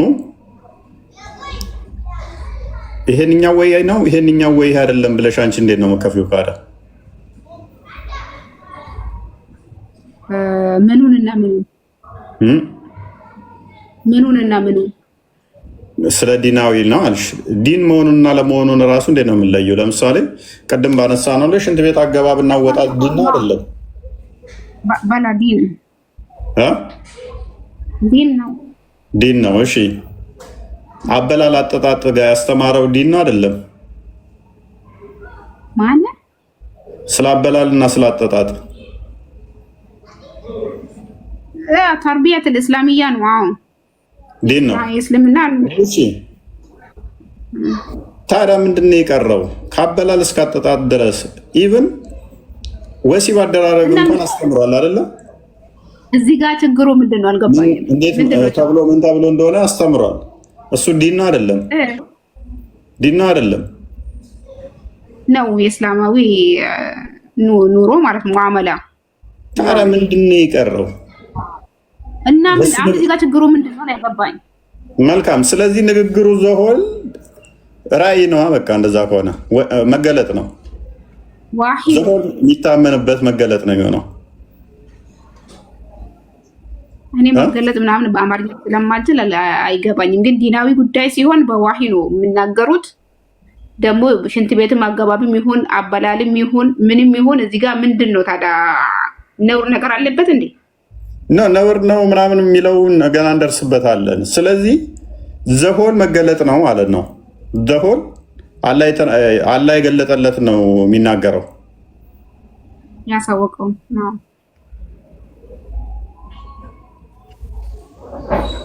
ክርስቲያን ቀጥል። የሚያደርጋቸውንም ነገሮች ይጨምራል ማለት እኮ ነው አይደል? የሚናገራቸውን ነገሮች ብቻ ሳይሆን የሚያደርጋቸውንም ነገሮች እፎይ ንገረኝ። ችግሩ ምንድን ነው? እዚህ ጋር ምንድን ነው አሁን እዚህ ጋር ችግር አለ ነው ወይስ ዋህብያና አህባሽ መካከል እንትን አለ እዚህ ውስጥ ነው? ዛሬ ቶፒካችን ዋህብያና አህባሽ የሚል አይደለም። ዘሆል ሁለታችሁንም የሚመለከት ነው። እዚህ ጋር ስለ ሽንት ቤት አገባብም አወጣትም አባብ እንዴት እንደምንበላም ሁሉ ነገር አስተምሮናል። እና እዚህ ጋር ችግር አለ ወይ ነው ጥያቄ። ከዛ በፊት የነበሩት ሰዎች ሽንት ቤት እንዴት ከምናነሳቸው አንዱ ምን መሰላችሁ? ኦዲየንስ በደንብ ግልጽ ለማድረግ ያህል እኛ ብዙ የምናነሳበት መንገድ አለ። መጽሐፍ ቅዱስ ላይ ምን አለ መሰላችሁ? እኛ ቃል በቃል ሀበል ሀ እያሉ እንዳልጻፉት እናምናለን። እኛ እግዚአብሔር ገልጦላቸው እንደጻፉት እናምናለን። የጻፉት ደግሞ የሰሙትን እግዚአብሔር የነገራቸውን ያዩትን አብረዋቸው ያሉት ደግሞ የነገሯቸውን የጻፉልን እና በጣም ሞክ ያደርጋሉ። ይህንን ሉቃስ ወንጌል ምዕራፍ 1 አለ። አንድ ክፈተው ክርስቲያን። ሁሌ የሚሳለቁበት ጥቅስ ነው። እንዴት የአምላክ ቃል ሊሆንን እንዴት መገለጥ ሊሆን ይችላል ይላሉ። እነሱ ጋር ሲመጣ ቅማል ለቀመለ የግዴታ በግ ወይንም ላማረድ አለበት የሚል አስተምሮ መሐመድ ሲናገር መገለጥ ነው። ለቂጤ ድንጋይ አምጣልኝ በ3 ድንጋይ ቂጥህን ጥረግ የሚል አስተምሮ መገለጥ ነው። እነሱ ጋር ሲመጣ ወሲብ እንደዚህ ብለህ አድርግ፣ ወሲብ እንደዚህ አድርግ መገለጥ ነው። እነሱ ጋር ሲመጣ እችን ክፍል ይዘው ግን እድሜ ልክ ይላሉ። እኛ ጋር ምን የሚል የከበርክ ቴዎፍሎስ ወይ ከመጀመሪያው በዓይን ያዩትን የቃሉ አገልጋዮች የሆኑት እንዳስተላለፉልን ምን ያሉትን በዓይን ያዩትን። ምክንያቱም ሉቃስ ከሰባ አርድእቱ ሲሆን ሐዋርያቶቹ አሉት አብረውት፣ እነሱ አብረውት ያሉት የነገሩትን በዓይን ያዩትን የነገሩትን እሱ ይጽፋል። በዓይን ያዩትን ያስተላለፉልንን በእኛ ዘንድ ስለተፈጸመው ነገር ብዙ ነገሮች ታሪክን በየተራው ለማዘጋጀት ስለሞከሩ እኔም ደግሞ ስለተማረው ምን ስላልኩ ስለተማርኩት ቃል እርግጡን እንድታውቅ በጥንቃቄ ሁሉን ከመጀመሪያው ሁሉን እያንዳንዷን ከመጀመሪያው ተከትዬ በተራው ልጽፍ መልካም ሆኖ ታየኝ። ስለዚህ እያንዳንዱን በዓይን ያየውን በጆሮ የሰማውን እሱ ዘንድ የተፈጸመውን ተጻፈ ስለሚል እንዴት ይሄ አምላክ ቃል ሊሆን ይችላል ብለው በጣም ሞክ ያደርጋሉ። ድንጋይ አንጣልኝ አቡ ሁሬራ ውሃ ዞለት ይከተለዋል። አቡ ሁሬራ እባክህን እሱን ተወውና 3 ድንጋይ አንጣልኝ ይለዋል። አቡ ሁሬራ ደግሞ ስፈልግ ቆየውና ድንጋይ ኩበት አገኘውኝ 2 ድንጋይና 2 ኩበት ይዤለት ለነቢዩ ካቃሲም ስሰጠው ኩበቱን ጣለውና 2ቱን ድንጋይ አምጣልኝ፣ በ2ቱ ድንጋይ ጠረገና ይሄንኛው ቆሻሻ ነው በዚህ አትጥረጉ አለ። ይሄው መገለጥ ነው። እነሱ ጋር ሪቪሌሽን ይሄ እበቱ ኩበቱ የወንድሞቻችሁ የጋኔኖች ምግብ ነውና በሱኛ አትጥረጉ ብሎናል። ይሄ መገለጥ ነው። ታላቅ መገለጥ ነው። ይሄ በዓይን ያየነውን በጆሮ የሰማነውን በእጃችን የዳሰስነውን እኛ ጋር የተፈጸመውን ጻፍኩላችሁ ስላለ የሰው ቃል ገብቶበታል እንዴት ብለው ስንት ዓመት ሙሉ ያው ታዩታላችሁ የሚያነሱት ጥቅስ ነው።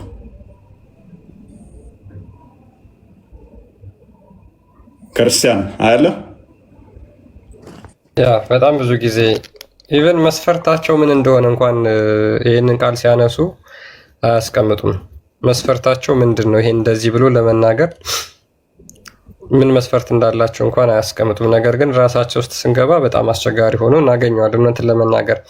ከዛ በፊት የነበሩ አሁን ለምሳሌ እንዴት መጸዳዳት እንዳለብን፣ እንዴት ሽንት ቤት መግባት እንዳለብን አስተምሮናል ብሎ ይናገራሉ። ሉክ ከዛ በፊት የነበሩ ሰዎች እንዴት ሽንት ቤት መጸዳዳት እንዳለባቸው አያውቁም። በደመ ነፍስ ነበረ። ከብት እንኳን እንስሳቶች እንኳን እኮ እንዴት መጸዳዳት እንዳለባቸው ያውቃሉ። ድመት እንዴት ራሷን ማጽዳት እንዳለባት ታውቃለች።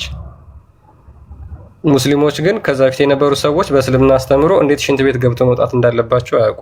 ማነው ያስተማራቸው? ሙሐመድ በ6ኛው ክፍለ ዘመን መጥቶ እንዴት ቂጣቸው መጥረግ እንዳለባቸው፣ ስንት ድንጋይ መጠቀም እንዳለባቸው፣ እንዴት መታጠብ እንዳለባቸው እሱን ያስተማራቸው በሚገርም ሁኔታ ማለት ነው።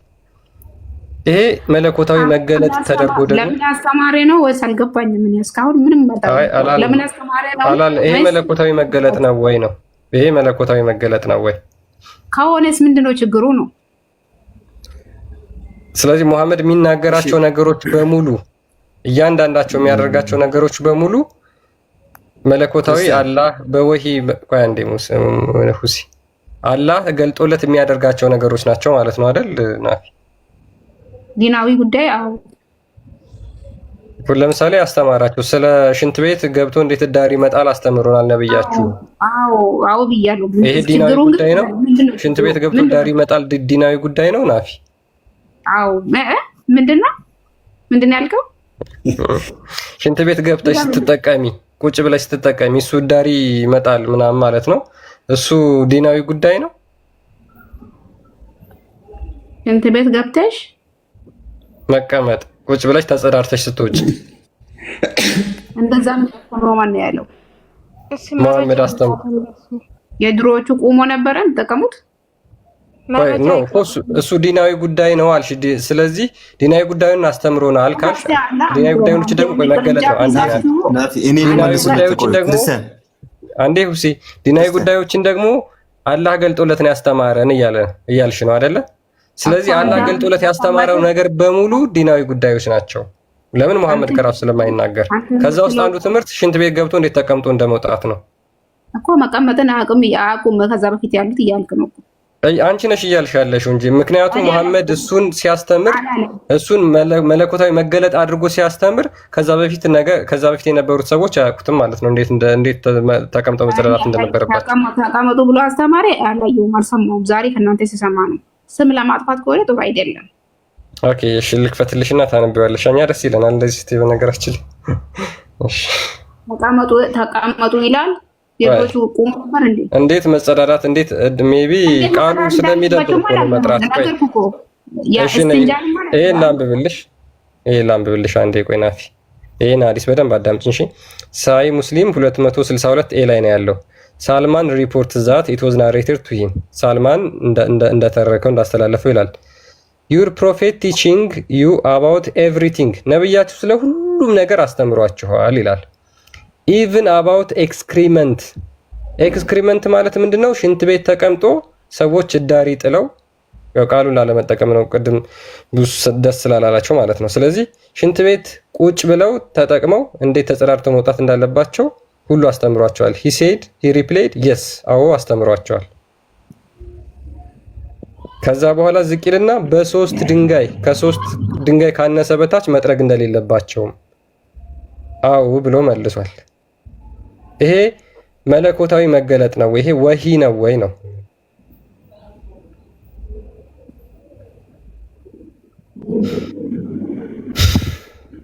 መገለጥ ነው።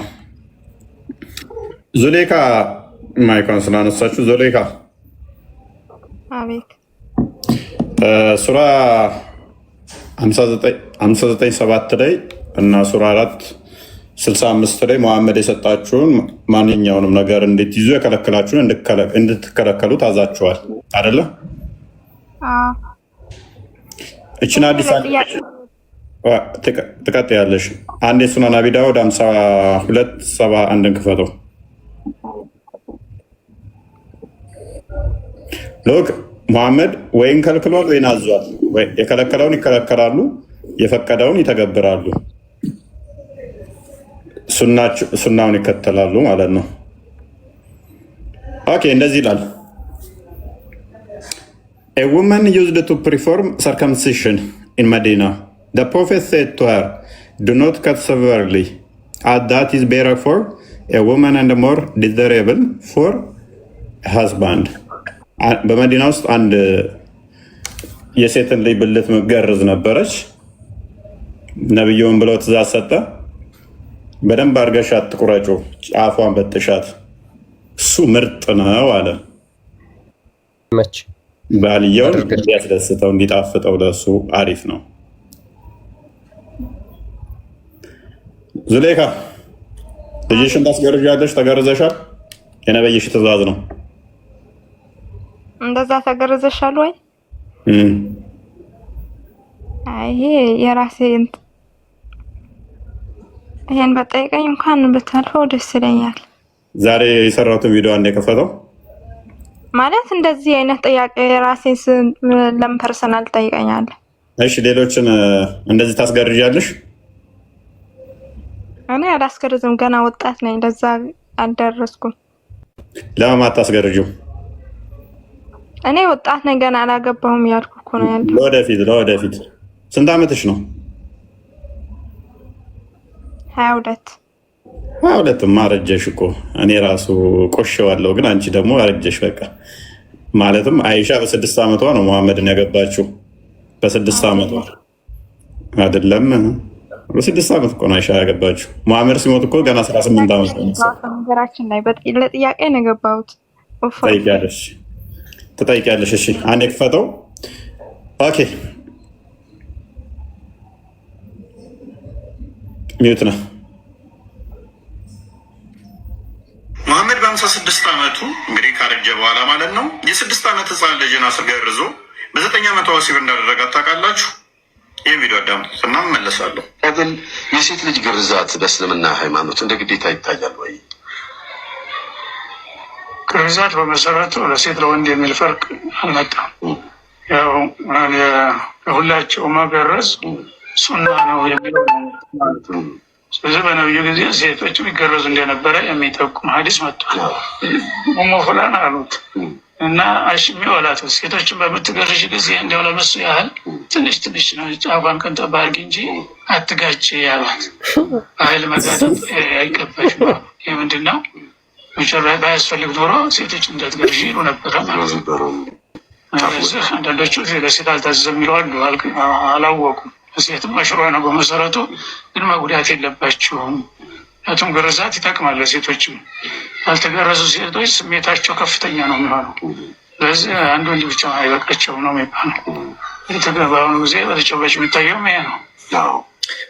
ቪዲዮን እንደሰማ የተገረዘ ሴት አንድ ወንድ አይበቃትም ነው የሚባለው። ስለዚህ ቀጣይ ይሄዳል። ባይዘ አሁን ሴቶቹን እያየናቸው እንደሆነ ሀያል እንትን እየሆኑ ነው ምናምን ያብራሩታል። ዙሌይካ አሁን አንቺ ቀንጠብ አልተደረግሽም? ምን አልሽ ዙሌይካ? ይሄ አስተምሮት እሺ፣ ምን ችግር አለው? ምን መጥፎ ነገር አለው? ጥሩ አይደለም ያሉት ያስተላለፉት ጥሩ ከሆነ ለምን ያልተገረዘሽው? አንቺ ተገረዘሻል? መገረዝ ተገርዣለሁ። ከፍ አድርጎ ነው እንደዚህ ነው ምን አልኩት ነው ምን ያስጠላኝ? አይ ለምን ያስጠላሻል? በጣም ደስ ይላል። አይ እንደዚህ ተደርጎ ደግሞ አይጠየቅም። እንደዚህ እንደዚህ ተገርዘሻል አንተ ትበለኝ ዙሌይካ። መልካም። ይሄ እኮ ቆንጆ ከሆነ ምኮሪበት ፕሮድ አድርገሽ እኔ ተገርዣለሁ ሴቶች ተገረዙ በጣም አሪፍ ነው እያልሽ ልታስተምሪ ነው እንጂ የሚገባሽ እኮ አፍረሽበት አትጠይቁኝ ማለት አልነበረብሽም። ታዲያ የነብይሽ አስተምሮ ከሆነ ምኮሪበት ከሆነ እምነትሽን ለምን ትደብቂያለሽ? ኧረ በእምነቴ እኮራለሁ እንጂ አልደብቀውም። ነገር ግን ከጫፍ ነው ወይ ስትለኝ እንደ ከበደ የደበረኝ ነው ቃሉ እንትን ለማለት ማለት እንደዛ አላልኩም። ያን ያላልኩም። አልጠየቅሽም። እንደዛ ብዬሽ እኮ አልጠየቅሽም። ተገርዘሻል? ተገርዘሻል? አልተገረዝሽም? ታስገርዣለሽ? አታስገርዥም? ተገርዣለሁ። ያ ሜቢ ወደፊት ሳይንሱን በደንብ ስታቂው ምን ያህል ስህተት እንደሰራሽ ይገባሻል። አይ ምንም ስህተት አይኖርብኝ ማለት ነብዬ ያዘዘኝ ነገር ከሆነ መቼም ስህተት ነብዬ ደግሞ ከሳይንስ በልጥ ነው የሚያውቀው። መስሎሽ ነው? አይ መስሎኝ ሳይሆን ሁሉ ነው። እኔ አንቺ ላይ ሳይቀው ነው ነብይ የሚያውቀው መስሎሽ ነው እሱ ስትራክ እያደረግሽ እንደሆነ አውቃለሁ። ሜንታል ትራውማ ውስጥ ገብተሻል። አይ ነው ስትራክ አይደለም የምር እውነት ለመናገር አሁን ስትራግል ላይ ማድረግ እንደዚህ አክት ሲያደርጉ ሰዎች እረዳቸዋለሁ። ምንም ቢሆን ማለት ነው። ይሄ እኮ ትክክለኛ መመሪያ ብዙ ጃህል ሰዎች እኮ የማያውቁ ነበሩ በድሮ ጊዜ ታውቃለህ። ድንጋዩ ደግሞ ማደራረቂያ ነው። ብዙ ሰዎች ማደራረቅን ያውቃሉ እንዴ? እኮ አንድ ጥያቄ አለኝ። ብዙ ሰዎች ማደራረቁን ያውቃሉ? አሁን ገጠር ያሉ ሰዎች ማለት ነው አዲስ አበባ ከመምጣታቸው በፊት ምን ያውቁ ነበር? እስኪ እኔ ራሱ ጠይቀኝና ማለት ነው። ኦኬ። እና ካካዛችሁ ነበር የምትዞሩት? ኖ ለምን እንደዛ ብዙ ሰው በቅመጥ የሽንት ቤት አጠቃቀም ማያውቅ ሰው አለ። እነሱ እኮ ይሄንን ነው ያብራሩት ለኡመታቸው ያሳወቁት እንጂ ይሄ እኮ የሚያሳፍር የሚያሸማቀቅ ነገር አይደለም። አልሐምዱሊላህ። አዳምጫ ስሜታዊ እየሆንሽ ነው፣ እየጋልሽ ነው ያለሽው። ነብያችን በድንጋይ ማጨማለቅ ንጽህና ነው እንዴ? በድንጋይ ማጨማለቅ በዛ ጊዜ ወረቀት አልነበረም።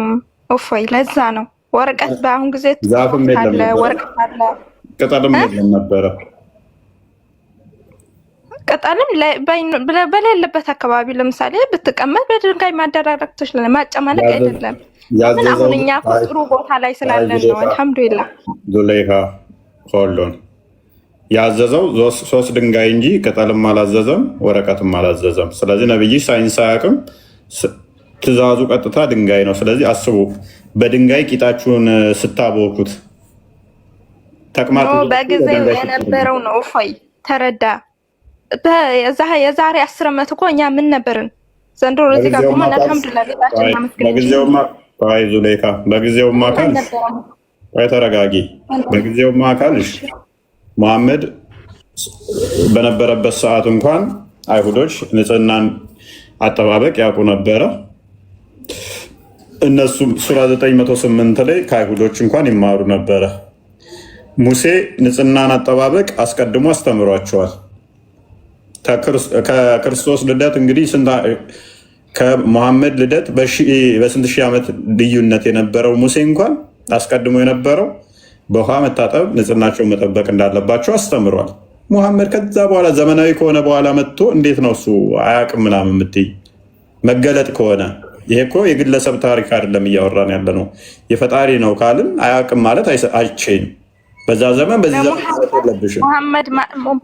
ሙሐመድ ነቢዩ ሙሐመድ ሰለላሁ ዐለይሂ ወሰለም እነሱ ለኡመታቸው ነው። እነሱ እኮ ለዓለም ነው የተላኩት። ሙሴ ማለት ለተወሰነ ህዝብ ነው፣ ለአንድ አገር ነው የታዘዘ ነብይ ነበር። ግን ነቢዩ ሙሐመድ ሰለላሁ ዐለይሂ ወሰለም ለዓለም ነው የወረዱት። እነሱ ደግሞ ግዴታ ለኡመታቸው ማሳወቅ አለባቸው። የእያንዳንዱ ነብይ እኮ ለኡመቱ ያሳውቅ ነበር። ታውቃለህ? እፎይ ያስተምር ነበር አስተምሮቱን።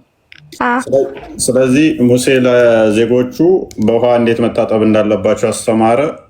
ያንቺ አዛኙ ደግሞ ለዓለም ቂጣችሁን በድንጋይ እንዴት መፈተግ እንዳለባችሁ ባይዞ ኪንታሮት እንዳይዛችሁ በጋለ በድንጋይ አሁን በሃይማኖት የቀለድክ ነው። አልቀለድኩም። አሁን ወደ በሃይማኖት የቀለድክ ነው። በአሁን ዘመን በድንጋይ ይጠርጋል። የዛን ጊዜና የአሁን ጊዜ አገናዝብ እንጂ። ስለዚህ ወረቀት አልነበረም፣ ጽሑፍ አልነበረም፣ ቴክኖሎጂ አልነበረም። ዙሌካ ስለዚህ የነብይሽ አስተምሮ ውድቅ ሆኗል በይኛ ታዲያ ቴክኖሎጂ ሲመጣ ያልነበረ 3 አልነበረም። ለምሳሌ ወረቀት ምናምን ወረቀት አይወጋም እንዴ? ይወጋል። ወደው ድንጋይ ይሻላል እኮ ቁም ነገር ለማውራት አለ ከድንጋይ ወረቀት ይሻላል ድንጋይ ነበር። በዛ ጊዜ ወረቀት መች ነበር? ስለዚህ ነብይሽ አስተምሮ ይቀየራል፣ ይሻሻላል ማለት ነው። መገለጥ አይደለም ማለት ነው። 3 ድንጋይ ያለውን በወረቀት እንቀይራለን። መገለጥ ነው። 3 ድንጋይ ግዴታ። አሁን 3 በእኛ በድንጋይ አሁን አናሽም። እንግዲህ እዛን ግን መፍትሄ ስለነበራል። ግን 3 ጊዜ ማደራረቁ እናደራርቃለን። ገባ? 3 ጊዜ በሶፍቱም ይሁን በወረቀትም ይሁን እናደራርቀ። ከዛ በኋላ በውሃ እንታጠባለን እኮ አጨማልቀን እኮ ሰላት ላይ አንቆም። አልሐምዱሊላህ ረብል ዓለሚን እንታጠባለን። እጃችን እግራችን ተረጋጋ። አዳምጪ። እናመሰግናለን። የነብያቸው አስተምሮ ቴክኖሎጂ እና ጊዜው ሲራቀቅ እንደሚቀየር ስለነገርሽን ደስ ይላል። የሚቀየር አይደለም፣ 3 ጊዜ እናደራርቃለን። አዎ፣ የዛኔ ግን ቴክኖሎጂ አልነበረም። አዳምጪ። አንተም ራሱ አታዳምጥም። የተገረዘች ሴት ትረጋጋለች ብሎ ነበር የቅድሙ ሰውዬ ሲያወራ። እንዳልተገረዝሽ ከሰውየው ንግግር እየተረዳው ነው። ተገረዘሽ ቢሆን እውነት ቢሆን ኖሮ ያረጋጋታል ያለው ውሸት ነው ማለት ነው። ወይንም ተገረዘሽ ከሆነ ያረጋጋታል። ስትገረዝ ሴት ትረጋጋለች። አንድ ወንድ ማይችላትም አንድ ወንድ እንዲችላት ትሆናለች።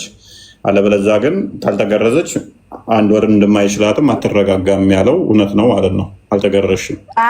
ተገርዘሽ ከተባለ ደግሞ ውሸት ነው ማለት ነው። እፎይ በምን እንዳልተረጋጋው ታውቃለህ? ነቢያችሁ ቄጣችሁ እንደዚህ እኛ ነቢያችን በጣም እናከብረው ከራሳችን በላይ ፍዳው ምንሆንነት በጣም የምንወደው በጣም የምናከብረውን ሰው የሆነ ሲያንቋሽቡን ዝቅ ሲያደርጉብን እኛ ሙስሊሞች በጣም ያመናል። በቃ አባት እናቶቻችን ወላ አሳልፈን እንሰጣለን፣ ራሳችን ነፍሳችን እንሰጣለን። ግን በእነሱ ላይ የሆነ መሐመድ ተብሎ ቀለል ተብሎ ሲጠራና ደስ ይለናል። እንደተገረዘ አውሪ ያለም የነብይሽ አስተምሮ ሐሰት መሆኑን እየተረዳው ነው። ኖ አይደለም። ስለዚህ የነብይ አስተምሮ መቼም ሐሰት አይሆንም። መልካም። ስለዚህ የተገረዘች ሴት እንደዛ ከሆነ በስንት ዓመትሽ ነው የተገረዝሽው?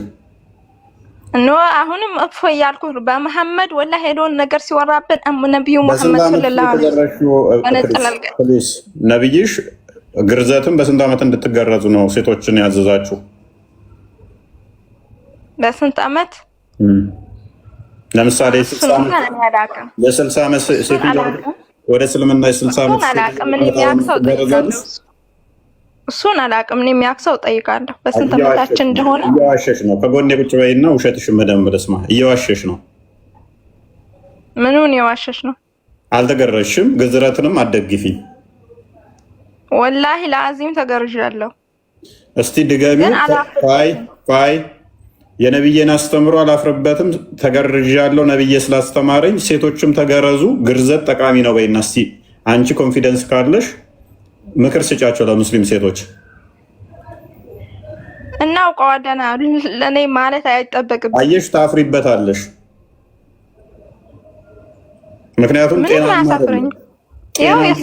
የሴት ልጅ ግዝረት ኋላ ቀር የመሀይሞች ይሄ ኋላ ቀር የሆነ አስተምሮ በአሁን ሰዓት ሊወገዝና እንደዚህ የሚያስብ ሰው በመኖሩ በራሱ ቆመን ልንደነቅ ልንገረም ይገባል።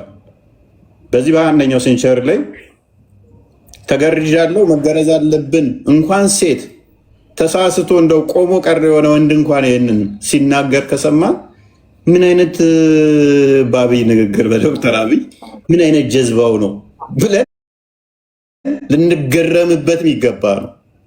ገና ማሰቡ በራሱ አይደለም ሌሎቹን ሊያስተምር። ምክንያቱም ክሊተርስ የምትባለው ነው የሚቆርጧት፣ ነርቭ ኢንዲንግ ነች እሷ ፓርት። ስለዚህ ነርቭ ኢንዲንጉን ነው የሚቆርጡት። ነርቭ ኢንዲንጉ ተቆረጠ ማለት ደግሞ በጣም አደጋ ነው፣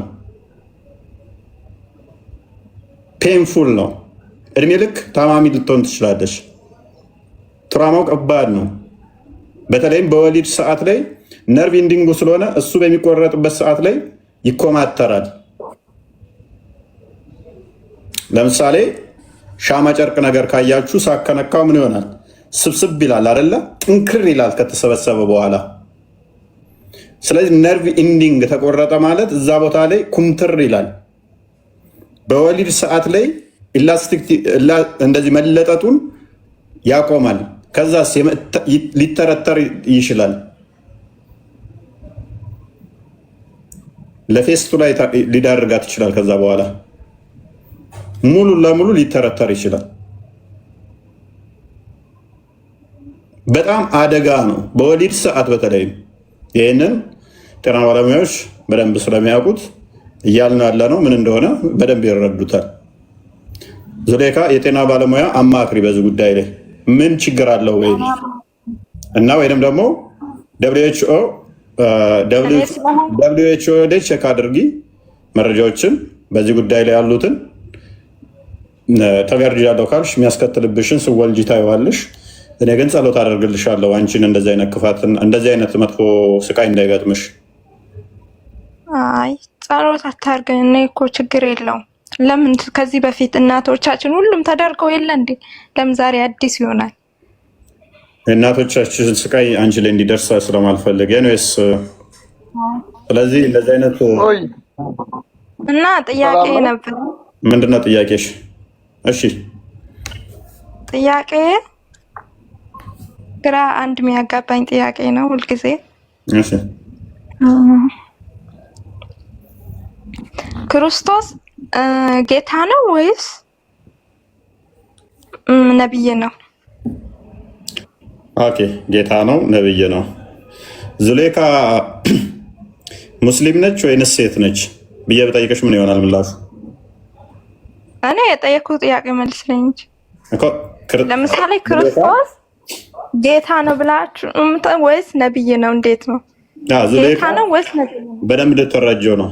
ዙሌይካ ሙስሊም ነች ወይንስ ሴት ነች ብዬ በጠይቅሽ ምን ይሆናል ምላሽስ? የሙስሊም ሴት ነች። የሙስሊም ሴት ነች። መልካም ኦኬ። በደንብ አስተውይ። ክርስቶስ ጌታ ነው። አዎ ጌታ ነው። ነብይ ነው ወይ ስትይ ነብይ በጸጋ አይደለም። አዎ ነብይ ነው፣ ግን ከነብይ እንዳንዳንዱ አይደለም። ከነብይ እንዳንዳንዱ አይደለም። ያ ማለት ምን ማለት ነው? እሱ በባህሪው የሚያቅ ነው። ነብይ ማለት የወደፊቱን የሚያቅ ማለት ነው። ነቢያቶች የእግዚአብሔርን ቃል ሰምተው ነው የሚናገሩት። እግዚአብሔር የነገራቸውን የሚናገሩ ናቸው። በደንብ አስተውይ። ነቢያቶች ማለት በራሳቸው የሚናገሩ ሳይሆን የእግዚአብሔርን ቃል ለሰዎች የሚናገሩ ናቸው። ክርስቶስ ግን በደንብ አስተውይ፣ ስግው ቃል ማለት ነው። በስጋ የተገለጠ ቃል ማለት ነው። ስለዚህ የአብ ቃሉ ራሱ ክርስቶስ ነው። እነኛ ነቢያቶች የሚናገሩት የእግዚአብሔርን ቃል ነው። ክርስቶስ ግን ያው ራሱ ቃሉ ነው። ስለዚህ ከነቢያት እንዳንዱ አይደለም። ታዲያ ክርስቶስ ቃል ነው? ያ ክርስቶስ በስጋ የተገለጠ ቃል ነው። ኦኬ ጌታ አይደለም? ጌታ ነው። እግዚአብሔር አይደለም? ጌታ ነው፣ እግዚአብሔር ነው። እሺ የማርያም ልጅ ነው? በስጋ የተገለጠው እሱ የማርያም ልጅ ነው። እሺ 24ኛው ነብይ ነው። 25 ነብያቶች አሉ። ከ24ኛው ነው የመጣው። ከነብዩ መሐመድ ቅድሚያ የነበረ ነው። ኢሳ አለይሂ ሰላም ያላህ ሰላም ይውረድበት። ዙሌይካ ተረጋጊ። እሱ የእስልምና ተረት ነው። እሺ እናንተ ጋር እሺ፣ እኛ ጋር እንደነገርኩሽ ነው። በስጋ የተገለጠ የአብ ልጅ ነው። የአብ ልጅ ነው አልኩሽ። ሰው ከነቢያት እንዳንዱ አይደለም ብዬ መልሼልሽ ነበረ። ማቴዎስ ወንጌል ምዕራፍ 16 ላይ እርሱ ማን ነው ብለው ይጠይቁታል። ውዴ ዙሌይካ አንዴ ክፈትላ ክፍሉን። ነብይ ነው ማን ነው ብለው ይጠይቁታል። ክርስቶስ ራሱ ይመልሰዋል። ከነቢያት እንዳንዱ አይደለም ብዬ ስልሽ እዛ ጋር በደንብ ስላልተረዳሽው ነው። 24ኛ ነው 5ኛ ነው ብለሽ እሱ መቁጠር የለብሽም ማለት ነው። የአብ ልጅ ነው። ነቢያቶች የእግዚአብሔርን ቃል ነው የሚናገሩት፣ እሱ ግን ራሱ ቃሉ ነው እያልኩሽ ነው። ኢየሱስም ወደ ፊልጵስዩስ ቂሳሪያ ሀገር በደረሰ ጊዜ ደቀ መዛሙርቱን ሰዎች የሰውን ልጅ ማን እንደሆነ ይሉታል ብሎ ጠየቃቸው። አንቺ የጠየቅሽኝን ክርስቶስ ራሱ ጠይቆታል። ማን ብለው ይሉኛል እኔን ብሎ ጠየቃቸው። ማን ነው ብለሽ አንቺ እንደጠየቅሽኝ ማለት ነው። እነርሱም አንዳንዱ መጥምቁ ዮሐንስ ነው፣ ሌሎቹም ኤልያስ፣ ሌሎቹም ኤርሚያስ ወይንም ከነቢይ አንዱ ነው ይላሉ አሉት። አየሽ፣ አንቺ አሁን እያልሽ ያለሽ ከነቢይ አንዱ ነው እያልሽ ነው አይደለ? ይህንን ጥያቄ ጠይቋቸው ማን ይሉኛል እኔን ሲሉት አንዳንዶቹ ዮሐንስ ነህ ይሉሃል፣ አንዳንዶቹ ኤልያስ፣ አንዳንዶቹ ኤርሚያስ፣ አንዳንዶቹ ደግሞ ነቢይ ነህ ይሉሃል። ከነቢያት አንዱ ነህ ይሉሃል አሉት። ክርስቶስ የእነኝህ ምላሽ ከተቀበለ አንቺ ያልሽው ትክክል ይሆናል። የእነኝህ ምላሽ ካልተቀበለ ግን ምላሻቸው ስህተት ይሆናል አይደለ? ዙሌይካ ጠየቃቸው። እኔ ማን ይሉኛል አላቸው። አንዳንዶቹ ዮሐንስ ይሉሃል፣ አንዳንዶቹ ኤልያስ ይሉሃል፣ አንዳንዶቹ ኤርሚያስ ይሉሃል፣ አንዳንዶቹ ከነቢያት አንዱ ነህ ይሉሃል አሉት። የእነኝህ ምላሽ ከነኝህ ውስጥ ካሉት ውስጥ አንዱን ከተቀበለ እና እንደዚህ ነኝ ካለ መልሱ ትክክል ይሆናል አይደለ? አይ የሁሉንም ካልተቀበለ ደግሞ እነኚህ ሁሉም ተሳስተዋል ማለት ነው አይደለ? የመለሱት ግን እኔ ነብዬ በግሌ ማምን ሰው ነኝ። እሺ ጎበዝ። አንቺ ነብይ ከሚሉት አንዱ ነሽ። ከነቢያት አንዱ ያው ነቢይ ሳይሆን ከነቢያት አንዱ ብለሽ የምታምኚ ነሽ። ነቢያት አንዱ ነው። ያ ከነቢያት አንዱ ብለሽ የምታምኚ ነሽ። ክርስቶስ ተቀብሎታል ይሄን ምላሽ። እንቀጥል። እርሱም እናንተስ እኔን ማን እንደሆንኩ ትላላችሁ አላቸው። ሰዎች እንደዚህ ብለው እኔን የሚሉ ከሆነ እናንተስ እኔን ማን ትላላችሁ? አሁን አንቺ እንደዛ ታምኛለሽ፣ መተሽ እኔን ጠየቅሽኝ፣ ማን ትላለህ ብለህ አልሽኝ። ክርስቶስ እንደዚህ አለ፣ ማን ትሉኛላችሁ አላቸው። ስምዖን ጴጥሮስም መልሶ አንተ ክርስቶስ የሕያው እግዚአብሔር ልጅ ነህ አለው። አንተ ማን ነህ አለው? እህታችን የሕያው እግዚአብሔር ልጅ ነህ አለው።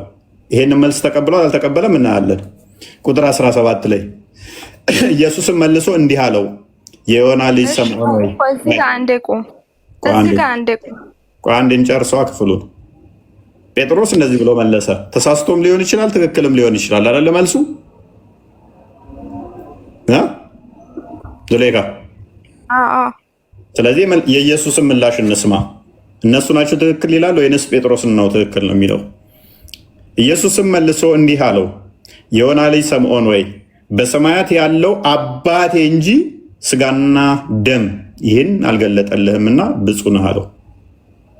እኔም እልሃለሁ አንተ ጴጥሮስ ነህ፣ በዚህች ማለት ላይ ቤተክርስቲያንን እሰራለሁ፣ የገሃነም ደጆች አይችሏትም አለው። የማን ምላሽ ነው ተቀባይነት ያገኘው ዙሌካ? የስምዖን ነው አይደለም? ቆይ ጥያቄ ወደ ላይ አረገብኝ። ትንሽ ዝቅ ታረግልኝ። ትንሽ ዝቅ አርገላት። ከላይ ያሉት ሰዎቹ ናቸው። እንዲህ ይሉሃል፣ እንዲህ ይሉሃል፣ እንዲህ ይሉሃል አሉት። ኤልያስ ይሉሃል፣ ኤርሚያስ ይሉሃል፣ ከነቢይ አንዱ ነህ ይሉሃል አሉት። እናንተስ እኔን ማን ትላላችሁ አላቸው። ጴጥሮስ እጁን አወጣና አንተ የሕያው የእግዚአብሔር ልጅ ኢየሱስ ነህ እንልሃለን አለው። አንተ እውነት መልሰሃል ብሎ ክርስቶስ እሱን አጸደቀለት። የእነኛን አላጸደቃቸው። ኦኬ እግዚአብሔር እንደዛ ከሆነ እግዚአብሔር ማን ነው? ኢሳ የእግዚአብሔር ልጅ ከሆነ እግዚአብሔር ማን ነው? ቅድሚያ እንስማማ። እዚህ ጋር አሁን ዮሐንስ ሚለውን መጥምቁ ዮሐንስንም አልተቀበለም፣ ኤልያስንም አልተቀበለም፣ ኤርሚያስንም አልተቀበለም፣ ከነቢይ አንዱ ሚለውንም አልተቀበላቸውም አይደል? ምላሻቸው ጎበዝ። ስለዚህ ሰንበዲ መጥቶ አሁን ኢየሱስ ከነቢይ አንዱ ነው ቢል ስህተት ይሆናል ማለት ነው። ኤርሚያስም አይደለም፣ ዮሐንስም አይደለም። ጎበዝ ቆይ። ስለዚህ ትክክለኛው ምላሽ ክርስቶስ ማን ነኝ ብሏል? የእግዚአብሔር ልጅ ነኝ ብሏል አይደለ? የእግዚአብሔር ልጅ ነኝ ብሏል። በቃ ጎበዝ። ስለዚህ እግዚአብሔር ልጅ ከሆነ ደግሞ የአብ የባህሪ ልጁ ነው። የአብ የባህሪ ልጁ ደግሞ ምንድን ነው? በስጋ የተገለጠው ክርስቶስ ነው ማለት ነው። እዚህ ላይ ጥያቄ አለሽ? አብ ማን ነው? የእግዚአብሔር ልጅ ከሆነ እግዚአብሔር ማን ነው? ልጅ ማን ነው? እዚህ ጋር ግልጽ አልሆነልኝም። ጎበዝ። ልጅ የምንለው ክርስቶስን ነው፣ በስጋ ሲገለጥ ማለት ነው። ልጅ ማለት ወልድ ማለት ነው። እኛ አምላካችን ቃል አለው ብለን እናምናለን። ዙሌካ ሉክ በደንብ አስተዊ። አምላካችን በኩነት አብ አባት ብለን እናምናለን። አባት መገኛ ብለን እናምናለን። መገኛው አባት ብለን የምንለው ሶርሱ ቃል አለው ብለን እናምናለን። ቃል አለው። ቃሉን ምን ብለን እንጠራለን? ልጅ ብለን እንጠራለን። ያ ሉክ ከአብ የተገኘው ቃል ፍጡር አይደለም። የአብ ቃሉ ነው። ከአብ የተገኘ ነው። ከአብ የወጣ ነው። መወለድ ሲባል እንደዚህ አርግዞ ምናምን እንዳታስቢ። ከአብ የተካከለ ያለ ዘመን ያለ መቀዳደም ያለ ስልጣን መለያየት ያለ ፍቃድ ልዩነት አንዲት ስልጣን አንዲት ፍቃድ ያለቻቸው ከአብ የተገኘ ወልድ ልጁ ነው ብለን እናምናለን። ያ ልጁ በስጋ ሲገለጥ ክርስቶስ ተብሎ ተጠራ። ልክ እናንተ ቁርአን ያላ ቃል ነው፣ በደንብ አስተውይ። ቁርአን ያላ ቃል ነው፣ ቁርአን ፍጡር አይደለም ብላችሁ ታምናላችሁ። ቁርአን ፍጡር ያልሆነው ያላ ቃል ወረቀት ላይ ተጽፏል። ያ ወረቀቱ ፍጡር ነው። ያላ ቃል ግን ፍጡር አይደለም ብላችሁ ታምናላችሁ።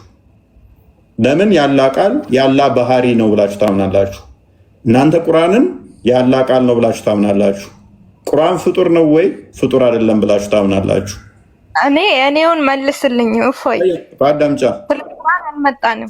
አዳምጪ ዶን ፓኒክ እኮ ያንተውን መልስልኝ። አዳምጫ የወደኛ አይደለም ግልጽ ነው በደንብ ምክንያቱም የራስሽን ካወቅሽ ግልጽ ነው። የኛ ለምሳሌ እሺ እፎይ ወይ ማን ነው አሊ? እሺ ምንድነው ጥያቄሽ ታዲያ? እሺ በደንብ አስተውይ ይናደም። እሺ እግዚአብሔር ኢሳ እግዚአብሔር ከሆነ እሺ ለማርያም ጌታዋ ነው ፈጣሪዋ ነው? ሁሉንም የፈጠረ እሱ ነው። ሁሉንም የፈጠረ እሱ ነው። ኢሳ አለይሂ ሰላም ኢሳን አናውቀውም። ኢሳን ተይውና ኢየሱስ በስጋ ከሷ የተወለደው አምላኳ ነው። እሺ ክርስቶስ ሳይፈጠር በፊት 7 ሰማይ ነበረ፣ 7 አርድ ነበረ፣ አርሺ ነበረ፣ ኩርሺ ነበረ፣ ከመሬትም በታች የነበሩ አሉ፣ ከሰማይ መካከሎች ብዙ ነገሮች አሉ። ነብያቶች 23 ነበሩ። ከዛ በፊት ብዙ ነገሮች ተፈጠሩ። እሺ ማርያም ከስንት ዓመት በኋላ አለይሂ ሰላም ኢሳን ከወለደች በኋላ ከዛ በፊት የነበሩትን ማን ፈጠረሽ? ዙሌይካ በደንብ አልሰማሽኝም ማለት ነው። ኖ በደንብ ሰምቻለሁ፣ ግን ከዛ በፊት የነበሩትን ይሄ እኮ በቃ የሆነ ግልጽ እኮ አይሆንም። ወላሂ እንትን እፎይ ግልጽ እኮ በደንብ አይሆንም። እንዴት መሰለ ከዛ በፊት የነበሩትን ማን ፈጠራቸው? አዳምጪ እሺ። እኔ ምን ብዬሻለሁ? ክርስቶስ በስጋ የተገለጠ ቃል ነው ብዬሻለሁ አይደለ? በደንብ አዳምጪ። አሁን ባክ ኤንድ ፎርዝ እንድንሄድ ክርስቶስ በስጋ የተገለጠ ቃል ነው በይ። እሱ ገብቶሻል ያልኩት በስጋ የተገለጠ ቃል ነው ስልሽ ቃል አስቀድሞ ሁሉን የፈጠረ ነው፣ ሁሉን ያስገኘ ነው። እየሰማሽኝ ነው? እፎይ ቆይ አንድ ነገር ግልጽ ሊሆንልኝ ማለት አንድ ነገር ልጠይቅህ። እሺ ኦኬ የእግዚአብሔር ልጅ እሺ ክርስቶስ የእግዚአብሔር ልጅ ነው። እግዚአብሔር ማን ነው? እሺ ኦኬ እናንተ አንድ የምታደርጓቸው እግዚአብሔር ክርስቶስ አሁን መንፈስ ቅዱስና አንድ ናቸው፣ አንድ አምላክ ናቸው ብላችሁ የምታምኑት አንድ የምታደርጓቸው። እሺ እሺ እግዚአብሔር ማን ነው? እሺ የመጀመሪያ ከወልድ ከክርስቶስ በፊት የነበረው ማን ነው? አሁንም ዞረሽ ወደኋላ እየተመለሽ ነው። አይደለም ያልተመለስኩ ነው። በስነ ስርዓት ነው ግልጽ አልሆነልኝም እኮ አዳምጪ። እሺ እኛ ምን ብለን እናምናለን አልኩሽ? አምላካችን እግዚአብሔር ቃል አለው፣ ልብ አለው፣ እስትንፋስ አለው። እግዚአብሔር ስንል አብ ወልድ መንፈስ ቅዱስን ያካተተ ነው። ስለዚህ ከክርስቶስ በፊት ስትይ በስጋ ስለመገለጡ ከሆነ ቃል አስቀድሞ ነበረ ብዬሻለሁ። ቃል ሁሉን የፈጠረ ነው። ያ ቃል ደግሞ እግዚአብሔር ነው። ዮሐንስ ወንጌል ምዕራፍ 1 ላይ ቁጥር 1 ላይ ሲናገር በመጀመሪያ ቃል ነበር፣ ቃልም በእግዚአብሔር ዘንድ ነበር፣ ቃልም እግዚአብሔር ነበር ይላል። ቃል ማን ነው? እግዚአብሔር ነው። ያ ቃል ግን በስጋ ተገለጠ። ቁጥር 14 ላይ ስትመጪ ጸጋና እውነትን ተሞልቶ በእኛም አደረ፣ ቃልም ስጋ ሆነ ይላል። ስለዚህ ቃል ስጋ ከሆነ ቃል ማን ነው? እግዚአብሔር ነው። ስለዚህ ስለ አካል ነው እያወራሽ ያለሽው ማለት ነው። በአካል 3 ብለን እናምናለን። በአካል 3 ብለን ስለምናምን ችግር አያመጣብንም። ስለዚህ ቃል አስቀድሞ ነበረ። በደንብ አስተውይ። ማርያምንም ፈጠራት። ምክንያቱም ቁጥር 3 ላይ ሁሉ በእርሱ ሆነ፣ ከሆነውም አንዳች እንኳ ያለ እርሱ የሆነ የለም ይላል። ሁሉ በማን ሆነ? በቃል። እሺ እዚህ ጋር አንድ እናያለን። ቆይ የትም አልመጣልሽም። አንድ አዳምጪ። ሁሉ በማን ነው የሆነው ብዬሻለሁ? ቃል ሆነ። አልወጣኝም፣ አልሰማሽም ማለት ነው። አሁን እያሾፍሽ ነው ማለት ነው። ወላሂ ያሾፍኩብህ አይደለም። ሁሉ በቃል ተፈጠረ በይ። ሁሉ በቃል ተፈጠረ እያልከኝ ነው። እኔ ግን አልገባኝም። ቆይ ገና ልታብራራልኝ ነው ያልሽ። ሁሉ በቃል ነው የተፈጠረው። ሁሉ የተፈጠረው በቃል ነው። በቃል ነው እንጂ ከሱ ውጭ የተፈጠረ አንዳች የለም። ስለዚህ ሁሉ በቃል ነው የተፈጠረው ከተባለ ማርያምንም ጨምሮ ሰማይና ምድርን 7 ሰማያት የዘረዘርሻቸው ሁሉ የተፈጠሩት በማን ነው? በቃል ነው። አሁንስ ገባሽ? በቃል እንደተፈጠረ? አይ አይደለም። እሺ በማን የተፈጠረው? እዚህ ጋር ግልጽ ያላረከልኝ ማለት ነው። እሺ ክርስቶስ ሰይፍ አሁን ለምሳሌ እኛ ሙስሊሞች ያላህ ቃል ነው ስንል አድምጠኛ ነው እንኳን አድምጬሃለሁ። ያላህ ቃል ነው ስንል ቁርአንን ያላህ ቃል ነው ስትይ ቁርአን ሙሐመድ ቃል ነው ስንል አላህ ስለነበረ እኮ ነው። እፎይ አላህ ስለነበረ ነው። አላህ ከማንም በላይ ፈጣሪ ነው፣ አይፈጥርም። ፈጣሪ ነው እንጂ አይፈጠርም፣ አይወልድም፣ አይዋለድም። እንደሱ ድፍን ስለሆነ ነው የማይወልደው፣ ሚስት ስላጣ ነው የማይወልደው። ሱራ 6:101 ላይ ሚስት ስላጣ ነው የማይወልደው፣ ምክንያቱም በሰውኛ ስለሚያስብ ማለት ነው። ሰመድ ስለሆነ ነው። አንድም ደግሞ እንደ ኢብሊስ ራሱን በራሱ ኢንተርኮርስ አድርጎ እንዳይወልደው ነበር። ደግሞ አላሁ ሰመድ ማለት ሙጃሂድ፣ ኢክሪማ፣ ኢብን አባስ እንደሚናገሩት አላሁ ሰመድ ማለት ኢንቴሪየር የሌለው ኤክስቴሪየር የሌለው ድፍን ማለት ነው ብለው ነው ያስቀመጡት። ስለዚህ አትሩጪ። ኤኒዌይስ አይ ቲንክ በቂዋ ይመስለኛል። ክርስቲያን ትንሽ መረዳት እንትኗ ደከም ያለ ስለሆነ ይበቃታል። ረጅም ሰዓት ወሰደች።